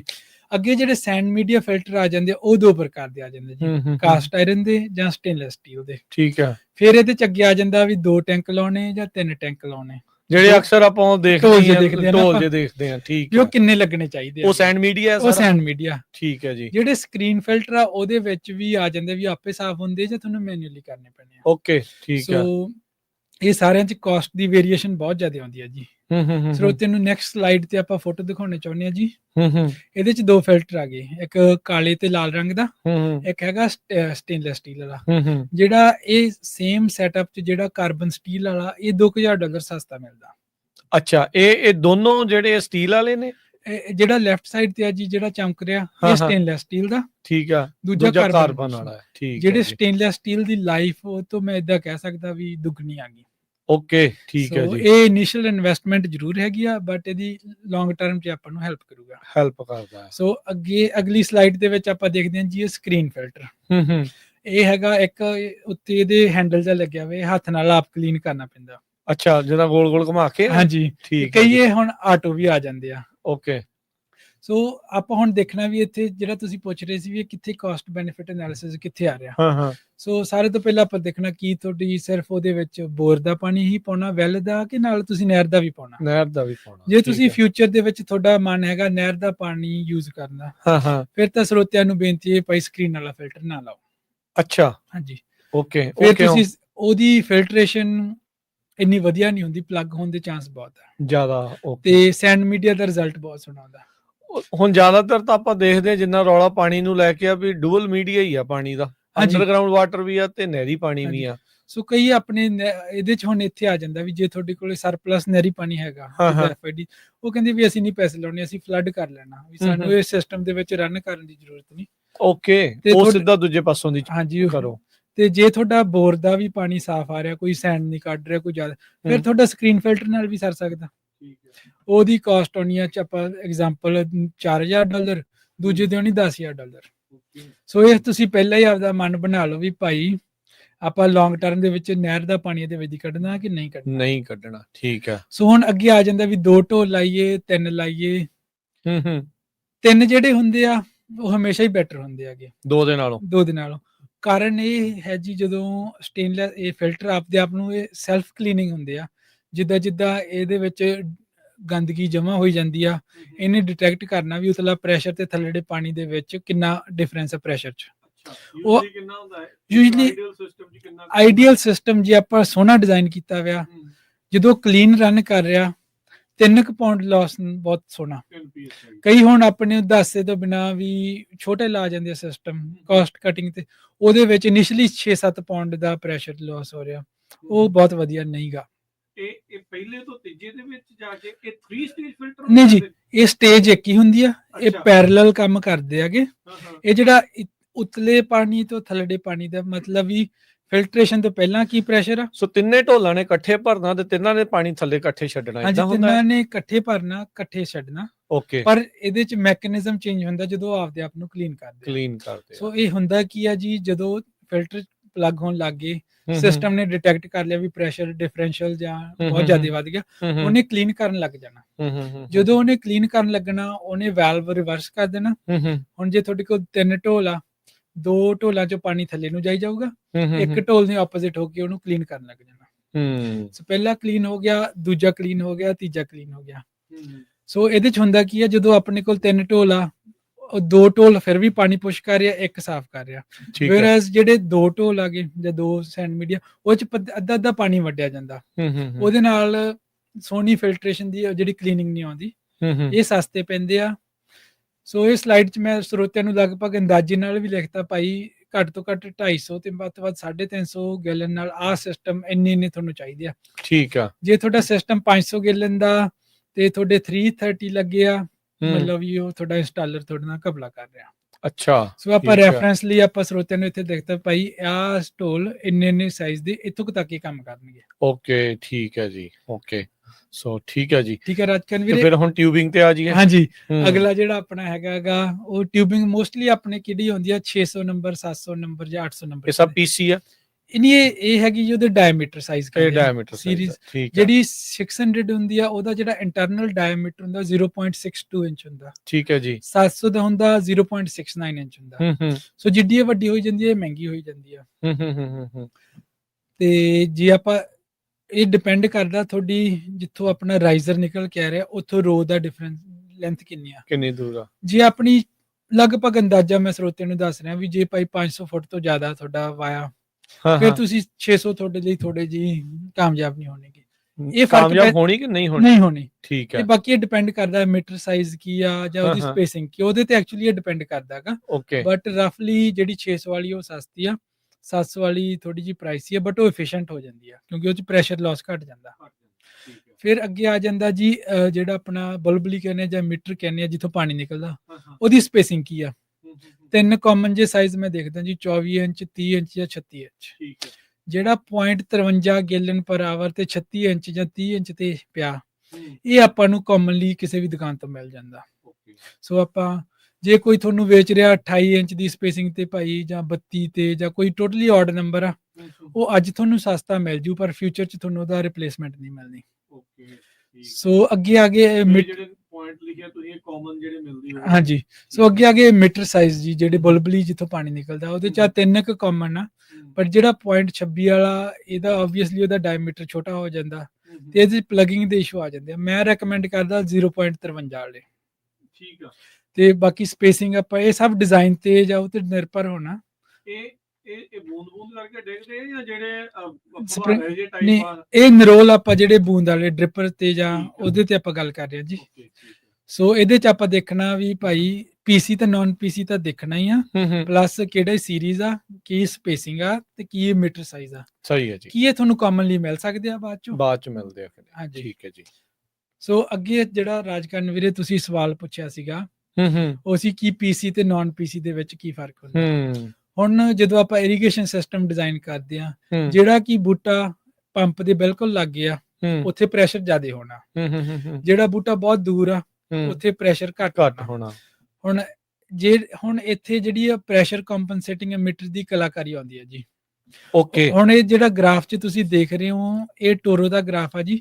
ਇਹਦੇ ਤੁਸੀਂ ਲਗਭਗ ਥੱਲੜੇ ਪਾਸੇ ਦੇਖੋ, ਜਦੋਂ ਕਿ ਪਾਣੀ ਦਾ ਪ੍ਰੈਸ਼ਰ 5 ਪਾਉਂਡ ਉੱਤੇ ਪਹੁੰਚ ਜਾਂਦਾ, ਹੂੰ, 5 ਤੋਂ ਲੈ ਕੇ 60 ਤੱਕ ਕਿੰਨਾ ਵੀ ਪ੍ਰੈਸ਼ਰ ਹੋਵੇ, ਹੂੰ, ਉਹਨੇ 0.53 ਵਾਲੇ ਨੇ 0.52 ਤੋਂ 0.53 ਹੀ ਪਾਣੀ ਕੱਢਣਾ। ਉਨਾ ਹੀ ਕੱਢਣਾ, ਜਿੰਨਾ ਮਰਜ਼ੀ ਪਿੱਛੇ ਪ੍ਰੈਸ਼ਰ ਵੱਧ ਹਾਂਜੀ। ਘੱਟ ਹੋਈ ਜਾਵੇ। ਸੋ ਹੂੰ। ਇੱਥੋਂ ਆਪਾਂ ਇਹ ਮਾਰਜਿਨ ਆਪਾਂ ਤੈਅ ਕਰ ਸਕਦੇ ਆ ਵੀ ਆਪਾਂ ਕਿੰਨਾ ਬਫਰ ਰੱਖਣਾ। ਜੇ 30 ਪਾਉਂਡ ਤੇ ਆਪਾਂ ਡਿਜ਼ਾਈਨ ਕੀਤਾ ਸਿਸਟਮ, ਲਾਈਨ ਦੇ ਵਿੱਚ 15 ਆ ਰਿਹਾ, ਹੂੰ, ਉਹ 15 ਤੋਂ ਘੱਟ ਕੇ ਜੇ ਕੱਲ ਨੂੰ ਸੋਕੇ ਨਾਲ 5 ਵੀ ਆ ਜਾਂਦਾ, ਆਪਣਾ ਯੂਨੀਫਾਰਮਿਟੀ ਕਹਿ ਲਓ ਇੱਕੋ ਜਿਹੀ ਆ ਵੀ ਪਾਣੀ ਬੂਟਿਆਂ ਨੂੰ ਇੱਕੋ ਪਾਣੀ ਜਿਹਾ ਉਨਾ ਹੀ ਨਿਕਲੂਗਾ। ਹੂੰ, ਹੁਣ ਅਗਲੀ ਸਲਾਈਡ ਤੇ ਸਰੋਤਿਆਂ ਨੂੰ ਮੈਂ ਦਿਖਾਉਣਾ ਚਾਹੁੰਦਾ ਕੰਪੈਰੀਜ਼ਨ ਲਈ। ਇਹ ਹੈਗੀ ਨਾਨ ਪੀਸੀ। ਠੀਕ ਆ। ਹੁਣ ਇਹ 10 ਪਾਉਂਡ ਤੇ ਕੱਢੂਗਾ 0.44, ਹਾਂ, 50 ਪਾਉਂਡ ਤੇ ਕੱਢੂ 0.91। ਹਾਂ, ਇਹ ਹੈਗਾ ਡਿਜ਼ਾਈਨ ਹੋਇਆ ਹੋਇਆ 0.53 ਤੇ। ਠੀਕ ਆ। ਸੋ ਹੁਣ ਜੇ ਤੇ ਤਾਂ ਪਾਣੀ ਦਾ ਪ੍ਰੈਸ਼ਰ ਹੈਗਾ 10 ਪਾਉਂਡ, ਉੱਥੇ ਸਿਰਫ ਅੱਧਾ ਪਾਣੀ ਜਾਣਾ। ਜਿੱਥੇ 40 ਜਾਂ 50 ਪਾਉਂਡ ਉੱਥੇ ਦੁੱਗਣਾ ਪਾਣੀ ਜਾਣਾ। ਦੁਗਣਾ ਪੜ, ਮਤਲਬ ਇਹ ਕੰਸਿਸਟੈਂਸੀ ਨਹੀਂ ਰਹੀ। ਨਾ ਤਾਂ ਤੁਹਾਡੀ ਪਾਣੀ ਦੀ ਕੰਸਿਸਟੈਂਸੀ ਰਹੀ, ਹੂੰ, ਨਾ ਤੁਹਾਡੀ ਦਵਾਈ ਬੂਟੀ ਪਾਉਣੀ ਉਹਨਾਂ ਦੀ ਕੰਸਿਸਟੈਂਸੀ ਰਹੀ। ਜਿਹੜੇ ਹੂੰ। ਬੂਟੇ ਨੇੜੇ ਆ ਉਹਨਾਂ ਨੂੰ ਜ਼ਿਆਦਾ ਮਿਲੂਗੀ ਦਵਾਈ ਵੀ, ਪਾਣੀ ਵੀ। ਹੂੰ, ਜਿਹੜੇ ਦੂਰ ਆ ਉਹਨਾਂ ਨੇ ਸਫਰ ਕਰਨਾ। ਹੂੰ, ਸੋ ਇੱਥੇ ਪੀਸੀ ਦੀ ਜਿਹੜੀ ਮੈਂ ਬਹੁਤ ਹੱਦ ਤੱਕ ਸਹਿਮਤ ਆ ਵੀ ਇਹ ਜਦੋਂ ਜ਼ਰੂਰੀ ਆ, ਇਹ ਬਿਹਤਰ ਆ। 5 ਪਾਉਂਡ ਪ੍ਰੈਸ਼ਰ ਤੁਹਾਡੇ ਮੱਥੇ ਤੇ ਹੋ ਗਿਆ, ਹੂੰ। ਉਸ ਤੋਂ ਇਲਾਵਾ ਇਹਨੂੰ ਕੋਈ ਫਰਕ ਨਹੀਂ ਪੈਂਦਾ ਕਿੰਨਾ ਪ੍ਰੈਸ਼ਰ ਹੈ ਕਿੱਥੇ ਨਹੀਂ, ਇੱਕੋ ਜਿਹਾ ਪਾਣੀ ਜਾਣਾ ਜੀ। ਇਹ ਤਾਂ ਦੇਖੋ ਇੰਨੀ ਕੁ ਤਾਂ ਵੇਰੀਏਸ਼ਨ ਆਉਂਦੀਆਂ ਹੀ ਰਹਿੰਦੀਆਂ। ਬਿਲਕੁਲ। ਹੂੰ, ਪਰ ਠੀਕ ਹੈ ਜੀ। ਕਿੱਥੇ ਲਗਭਗ ਅੱਧ ਦਾ ਫਰਕ ਜੀ। ਹਾਂ, ਨਹੀਂ ਪਾਣੀ ਦਾ ਬਹੁਤ ਜ਼ਿਆਦਾ ਫਰਕ ਆਪਾਂ ਹੁੰਦਾ। ਪੈਸੇ ਲਾਏ ਤਾਂ ਆਪਾਂ ਡ੍ਰਿਪ ਸਿਸਟਮ ਤਾਂ ਵੀ ਆਪਣੇ ਸਾਰੇ ਖੇਤ ਨੂੰ ਇੱਕੋ ਜਿਹਾ ਮਿਲੇ। ਹੂੰ, ਇੰਸਟਾਲਰ ਨੇ ਤੁਹਾਨੂੰ ਦੱਸਿਆ ਨਹੀਂ, ਉਹ ਆਪਦੀ ਮਰਜ਼ੀ ਨਾਲ ਕੁਝ ਵੀ ਜੜ ਗਿਆ ਤੇ ਮੁੜ ਕੇ ਆਪਾਂ ਦੇਖ ਰਹੇ ਆ ਵੀ ਭਾਈ ਆਪਾਂ ਨੂੰ ਪਤਾ ਹੀ ਨਹੀਂ ਲੱਗਾ ਵੀ ਉਹਦੇ ਵਿੱਚ ਕੀਤਾ ਕੀ ਸੀ। ਆਪਾਂ ਬਸ ਇੱਕ ਪ੍ਰਾਈਸ ਦੇਖਿਆ, ਪ੍ਰਾਈਸ ਟੈਗ ਦੇਖ ਕੇ ਤੇ ਉਹ ਕਰਤਾ। ਠੀਕ ਹੁਣ ਮੈਂ ਹੈ। ਸਰੋਤਿਆਂ ਨੂੰ ਇਹ ਸਲਾਈਡਾਂ 'ਚ ਸਿਰਫ ਇਹ ਦੱਸਣਾ ਚਾਹੁੰਦਾ ਵੀ ਭਾਈ ਜਦੋਂ ਵੀ ਤੁਸੀਂ ਡਿਜ਼ਾਈਨ ਦੇਖਦੇ ਆ, ਤੁਸੀਂ ਹੂੰ। ਆਪਦੇ ਇੰਸਟਾਲਰ ਨੂੰ ਕੁਐਸਚਨ ਕਰਨਾ ਜਾਂ ਡਿਜ਼ਾਈਨਰ ਨੂੰ ਕੀ ਇਹ ਟਿਊਬਿੰਗ ਪੀਸੀ ਆ ਜਾਂ ਨਹੀਂ ਪੀਸੀ। ਹੂੰ, ਜੇ ਨਹੀਂ ਪੀਸੀ ਮੈਨੂਅਲ ਲਵਾਉਣੀ, ਮੈਨੂੰ ਅਪਡੇਟ ਕਰਕੇ ਦੇ ਪ੍ਰਾਈਸ ਕੋਡ।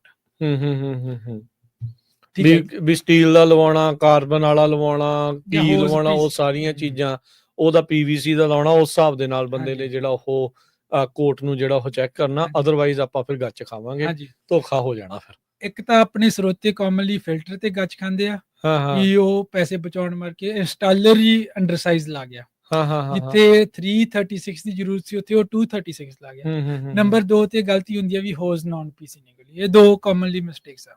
ਠੀਕ ਹੈ ਜੀ। ਰਾਜਕਰਨ ਵੀਰ, ਜਦੋਂ ਆਪਾਂ ਅਗਲੀ ਸਲਾਈਡ ਤੇ ਜਾਈਏ, ਉਹ ਹੈਗੀ ਆ ਜੀ ਹੋਜ਼ ਫਲਸ਼। ਹੂੰ, ਹੁਣ ਜਦੋਂ ਇਰੀਗੇਸ਼ਨ ਸਿਸਟਮ ਸਾਲ ਚੱਲਦਾ, ਇਹਦੀ ਵੀ ਇੱਕ ਰਿਕੁਆਇਰਮੈਂਟਸ ਇਹਨੂੰ ਮੇਨਟੇਨੈਂਸ ਲਈ। ਜਿਹੜੇ ਹੋਜ਼ ਦੇ ਮੱਥਿਆਂ ਤੇ ਆ ਕੇ ਗੰਦ ਜਮਾ ਹੋ ਜਾਂਦਾ, ਐਲਜੀ ਕਹਿ ਲਓ ਜਾਂ ਰੈਜ਼ੀਡੂਅਲ ਕਹਿ ਲਓ ਜਾਂ ਰੇਤਾ ਕੁਛ ਵੀ, ਕਈ ਕੁਛ ਹਾਂਜੀ। ਉਹ ਫਿਰ ਵੀ ਆ ਜਾਂਦਾ ਗਾ, ਜਿੱਦਾਂ ਤੁਹਾਡੀ ਮਰਜ਼ੀ ਫਿਲਟਰ।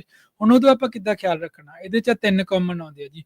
ਇੱਕ ਤਾਂ ਮੱਥੇ ਤੇ ਆਪਾਂ ਫਿਗਰ 8 ਕਹਿੰਦੇ 8 ਜਿਹਾ ਬਣਿਆ ਹੋਇਆ, ਹਾਂਜੀ ਇਹ ਪਾ ਜਾਂਦੇ, ਇਹ ਸਾਰਿਆਂ ਤੋਂ ਸਸਤਾ, ਇਹ 8 ਪੈਸੇ ਦੀ ਇੱਕ ਆਉਂਦੀ ਆ 8 ਸੈਂਟ ਨੂੰ। ਹੂੰ ਨੰਬਰ 2 ਤੇ ਆ ਜਿਹੜਾ ਵਾਈ ਜੀ ਸ਼ੇਪ ਵਾਲਾ ਬਣਿਆ ਹੋਇਆ ਜੀ, ਇਹ $5 ਨੂੰ ਇੱਕ ਆਉਂਦੀ ਆ।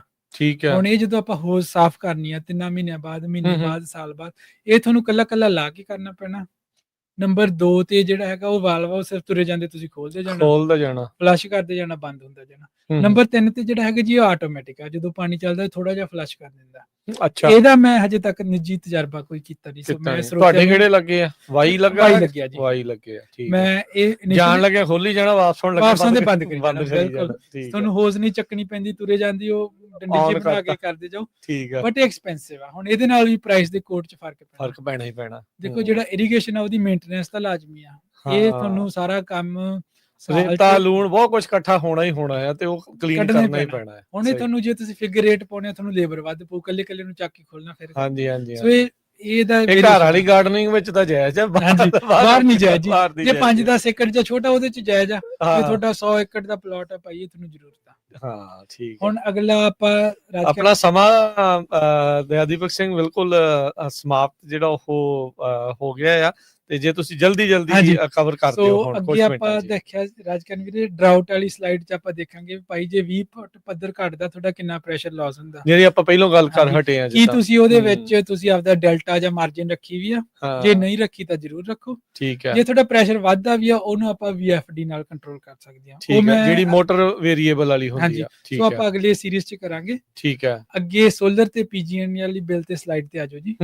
ਇਹ ਡਿਪੈਂਡ ਕਰਦਾ, ਜਿੱਦਾਂ ਆਪਾਂ ਪਹਿਲਾਂ ਗੱਲ ਕੀਤੀ ਸੀ ਵੀ ਜੇ ਤੁਹਾਡਾ ਭਾਈ ਪਾਣੀ 22 ਘੰਟਿਆਂ 'ਚ ਪੂਰਾ ਹੁੰਦਾ ਹੈਗਾ, ਫਿਰ ਤੁਹਾਨੂੰ ਬਿੱਲ ਆਉਣਾ ਹੀ ਆਉਣਾ। ਜੇ ਤੁਸੀਂ ਸਿਸਟਮ ਡਿਜ਼ਾਈਨ ਕਰੋ ਵੀ ਜਿਹੜਾ 12 'ਚ ਕਰਦੇ ਆ, ਉਹ ਮਹਿੰਗਾ ਬਹੁਤ ਪੈ ਜਾਣਾ। ਠੀਕ ਹੈ। ਜੋ ਦਰਮਿਆਨਾ ਜਾਂ ਕਰਨ ਨੂੰ ਮੈਂ ਸਰੋਤਿਆਂ ਨੂੰ ਸਲਾਹ ਦਿੰਦਾ ਵੀ ਭਾਈ ਜੂਨ ਜੁਲਾਈ 'ਚ ਥੋੜਾ ਮੋਟਾ ਬਿੱਲ ਆਉਂਦਾ, ਉਹਨਾਂ ਕੋ ਚੱਲ ਲਓ, ਤੇ ਬਾਕੀ ਟਾਈਮ ਤੁਹਾਡਾ ਬਿੱਲ ਨਹੀਂ ਆਉਣਾ। ਹਾਂਜੀ, ਪਰ ਇਹ ਆ ਵੀ ਜੂਨ ਜੁਲਾਈ ਵਿੱਚ ਤਾਂ ਦਿਨ ਵੀ ਵੱਡੇ ਹੁੰਦੇ, ਉਦੋਂ ਸੋਲਰ ਦਾ ਜ਼ਿਆਦਾ ਫਾਇਦਾ। ਹਾਂਜੀ, ਸੋ ਟਰਾਈ ਕਰੋ ਵੀ ਜਿਹੜਾ ਘੱਟ ਤੋਂ ਘੱਟ ਰਨ ਟਾਈਮ ਵਾਲਾ। ਠੀਕ ਹੈ ਜੀ। ਅੱਗੇ ਅਗਲਾ ਕੰਪੋਨੈਂਟ ਹੈਗਾ ਫਲੋ ਮੀਟਰ। ਠੀਕ ਆ। ਇਹਦੇ ਚ 2 ਪ੍ਰਕਾਰ ਦੇ ਆ ਜੀ, ਇੱਕ ਡਿਜੀਟਲ ਆ, ਇੱਕ ਮੈਨੂਅਲ ਆ। ਮੈਨੂਅਲ ਤੇ ਡਿਜੀਟਲ ਦੇ ਵਿੱਚ ਰੇਟ ਦਾ ਦੁੱਗਣਾ ਫਰਕ ਆ। ਅੱਛਾ, ਸੋ ਆਪਾਂ ਸਰੋਤਿਆਂ ਨੂੰ ਦੇਖਣਾ ਵੀ ਭਾਈ ਤੁਸੀਂ ਕਿਹੜਾ ਲਵਾਉਣਾ। ਕੀ ਹੁਣ ਇਹ ਵੈਸੇ ਰਿਕੁਆਇਰ ਕਰਤੇ ਆ? ਇਹ ਹੁਣ ਕਾਫੀ ਥਾਵਾਂ ਦੇ ਉੱਤੇ ਰਿਕੁਆਇਰ ਹੋਈ ਗਿਆ। ਬਿਲਕੁਲ ਜੀ, ਇਹ ਰਿਕੁਆਇਰ ਹੋ ਗਿਆ।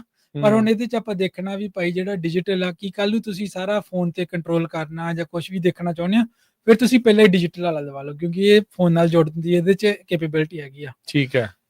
ਤੇ ਇਹਦੇ ਵਿੱਚ ਅੱਗੇ ਕਲੀਅਰ ਪਾਈਪ ਰਿਕੁਆਇਰਮੈਂਟਸ, ਇਹਨੂੰ ਇੰਸਟਾਲ ਕਿੱਦਾਂ ਕਰਨਾ, ਇਹਦੀ ਕੀ ਪ੍ਰਕਿਰਿਆ, ਉਹ ਫਿਰ ਮੈਂ ਤੁਹਾਨੂੰ ਅਗਲੀ ਸੀਰੀਜ਼ ਦੇ ਵਿੱਚ ਦੱਸੂਗਾ। ਠੀਕ ਹੈ ਜੀ। ਉਦੋਂ ਅਗਲਾ ਕੰਪੋਨੈਂਟ ਹੈਗਾ ਜੀ ਪ੍ਰੈਸ਼ਰ ਰਿਲੀਫ ਵਾਲਵ ਜੀ। ਇਹ ਹੁੰਦਾ ਤੁਹਾਡਾ ਫੇਲੀਅਰ ਤੇ, ਜੇ ਤੁਹਾਡਾ ਕੱਲ ਨੂੰ ਕੋਈ ਵਾਲਵ ਬੰਦ ਕਰ ਜੇ ਜਾਂ ਕੋਈ ਪਲੱਗ ਹੋ ਜੇ, ਕੀ ਤੁਹਾਡੇ ਕੋਲ ਪ੍ਰੀਵੈਂਸ਼ਨ ਹੈਗੀ ਆ?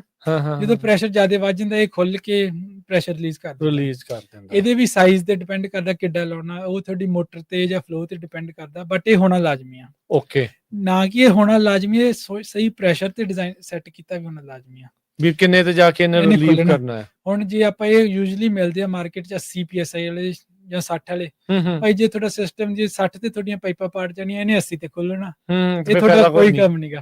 ਸੋ ਨਾ ਆਪਾਂ ਇੱਕ ਤਾਂ ਦੇਖਣਾ ਇਹ ਲੱਗਿਆ ਹੋਣਾ ਚਾਹੀਦਾ, ਨੰਬਰ 2 ਤੇ ਦੇਖਣਾ ਕਿੰਨੇ ਪ੍ਰੈਸ਼ਰ ਤੇ ਸੈੱਟ ਆ। ਠੀਕ ਹੈ ਜੀ। ਅੱਗੇ ਦੇਖਣਾ ਜੀ ਪ੍ਰੈਸ਼ਰ ਸਸਟੇਨਿੰਗ ਵਾਲਵ। ਠੀਕ ਹੈ। ਇਹ ਥੋੜਾ ਜਿਹਾ ਮਹਿੰਗਾ ਕੰਪੋਨੈਂਟ ਆ। ਇਹ ਯੂਜੂਅਲੀ ਮੈਂ ਰეკਮੈਂਡ ਉਦੋਂ ਕਰਦਾ ਹੁੰਦਾ ਵੀ ਭਾਈ ਜਦੋਂ ਤੁਹਾਡੇ ਕੋਲ 2 ਢੋਲ ਵਾਲਾ ਸਿਸਟਮ ਆ ਜਾਂ ਤੁਸੀਂ ਨਹਿਰ ਦਾ ਪਾਣੀ ਯੂਜ਼ ਕਰਦੇ ਆ, ਸੋ ਇਹ ਕਰਦਾ ਕੀ ਹੈ ਜੀ, ਜਦੋਂ ਫਿਲਟਰ ਫਲਸ਼ ਕਰਨ ਲੱਗਦੇ ਆ, ਇਹ ਮੂਹਰੋਂ ਪਾਣੀ ਦਾ ਵਹਾਅ ਘਟਾ ਦਿੰਦਾ ਤਾਂ ਕਿ ਜ਼ਿਆਦਾ ਪਾਣੀ ਉਹ ਫਿਲਟਰ ਦੀ ਕਲੀਨਿੰਗ ਨਾਲ ਯੂਜ਼ ਹੋ ਜੇ, ਤੇ ਆਟੋਮੈਟਿਕਲੀ ਇਹ ਖੁੱਲਦਾ ਬੰਦ ਹੁੰਦਾ ਰਹਿੰਦਾ। ਠੀਕ ਹੈ ਜੀ। ਸੋ ਇਦੋਂ ਅਗਲਾ ਹੈਗਾ ਜੀ ਕੰਪੋਨੈਂਟ ਹੈਗਾ ਕੈਮੀਗੇਸ਼ਨ ਚੈੱਕ ਵਾਲਵ। ਇਹ ਹੁੰਦਾ ਵਾਪਸ ਪਾਣੀ ਬੋਰ ਚ ਜਾਣ ਤੋਂ ਜਾਂ ਨਹਿਰ ਚ ਜਾਣ ਤੋਂ ਸਾਈਫਨ ਹੋਣ ਤੋਂ ਰੋਕਦਾ ਬੇਸਿਕਲੀ। ਤੇ ਕਈ ਡਿਸਟ੍ਰਿਕਟ ਚ ਮੈਂਡੇਟਡ ਆ, ਪਰ ਆਪਣੇ ਹਜੇ ਸਿਰਫ ਮੈਂ ਰეკਮੈਂਡ ਕਰਦਾ ਵੀ ਲਵਾ ਲੈਣਾ ਚਾਹੀਦਾ। ਠੀਕ ਹੈ ਜੀ। ਅੱਗੇ ਸੋ ਸਰੋਤਿਆਂ ਨੂੰ ਮੈਂ ਦੱਸ ਦੇਣਾ ਚਾਹੁੰਦਾ ਜੀ, ਜਿਹੜਾ ਮੇਰਾ ਬੈਕਗ੍ਰਾਉਂਡ ਉਹ ਹੈਗਾ ਸਿਵਲ ਇੰਜੀਨੀਅਰਿੰਗ ਦਾ, ਤੇ ਜਿਹੜੀ ਮੇਰੀ ਪੜ੍ਹਾਈ ਆ ਉਹ ਸਿਰਫ ਪਾਣੀ ਵਾਟਰ ਰਿਸੋਰਸਿਸ ਚ ਕੀਤੀ ਵੀ ਆ। ਜਿਹੜੀ ਮੇਰੀ ਐਜੂਕੇਸ਼ਨ ਆ ਉਹ ਡ੍ਰਿਪ ਸਿਸਟਮ, ਪੰਪਸ, ਆਟੋਮੇਸ਼ਨ ਦੇ ਨਾਲ ਹੈਗੀ ਆ। ਠੀਕ ਹੈ। ਜੇ ਤੁਸੀਂ ਕੋਈ ਵੈਸੇ ਵੀ ਮੇਰੇ ਤੋਂ ਸਲਾਹ ਲੈਣੀ ਹੋਵੇ, ਰਿਵਿਊ ਕਰਾਉਣਾ, ਕੋਈ ਪੰਪ ਟੈਸਟ ਲੈਣਾ, ਕੋਈ ਗਾਈਡੈਂਸ ਲੈਣੀ ਆ, ਤੁਸੀਂ ਮੈਨੂੰ ਰੀਚ ਆਊਟ ਕਰ ਸਕਦੇ ਆ 55944433399। ਜੀ ਬੇਨਤੀ ਹੈ ਜੀ ਟੈਕਸਟ ਜਾਂ WhatsApp ਪ੍ਰੈਫਰ ਕਰਦਾ ਕਿਉਂਕਿ ਮੈਂ ਰੈਗੂਲਰ ਜੌਬ ਤੇ ਹੁੰਨਾ, ਜੀ ਸੋ ਇਸ ਬਿਟਵੀਨ ਮੈਂ ਟਰਾਈ ਕਰਦਾ ਹੁੰਨਾ ਵੀ ਸਾਰਿਆਂ ਦੀ ਮੈਂ ਸੇਵਾ ਕਰ ਸਕਾਂ। ਜੀ ਧੰਨਵਾਦ ਦਇਆ ਦੀਪਕ ਸਿੰਘ, ਬੜੀ Thank you. ਮਿਹਰਬਾਨੀ, ਸ਼ੁਕਰੀਆ। ਮਿਲਦੇ ਹਾਂ ਅਗਲੀ ਵਾਰੀ, ਇਹ ਸੀਰੀਜ਼ ਨੂੰ ਕੰਟੀਨਿਊ ਰੱਖਾਂਗੇ। ਸਤਿ ਸ਼੍ਰੀ ਅਕਾਲ। ਸਤਿ ਸ਼੍ਰੀ ਅਕਾਲ।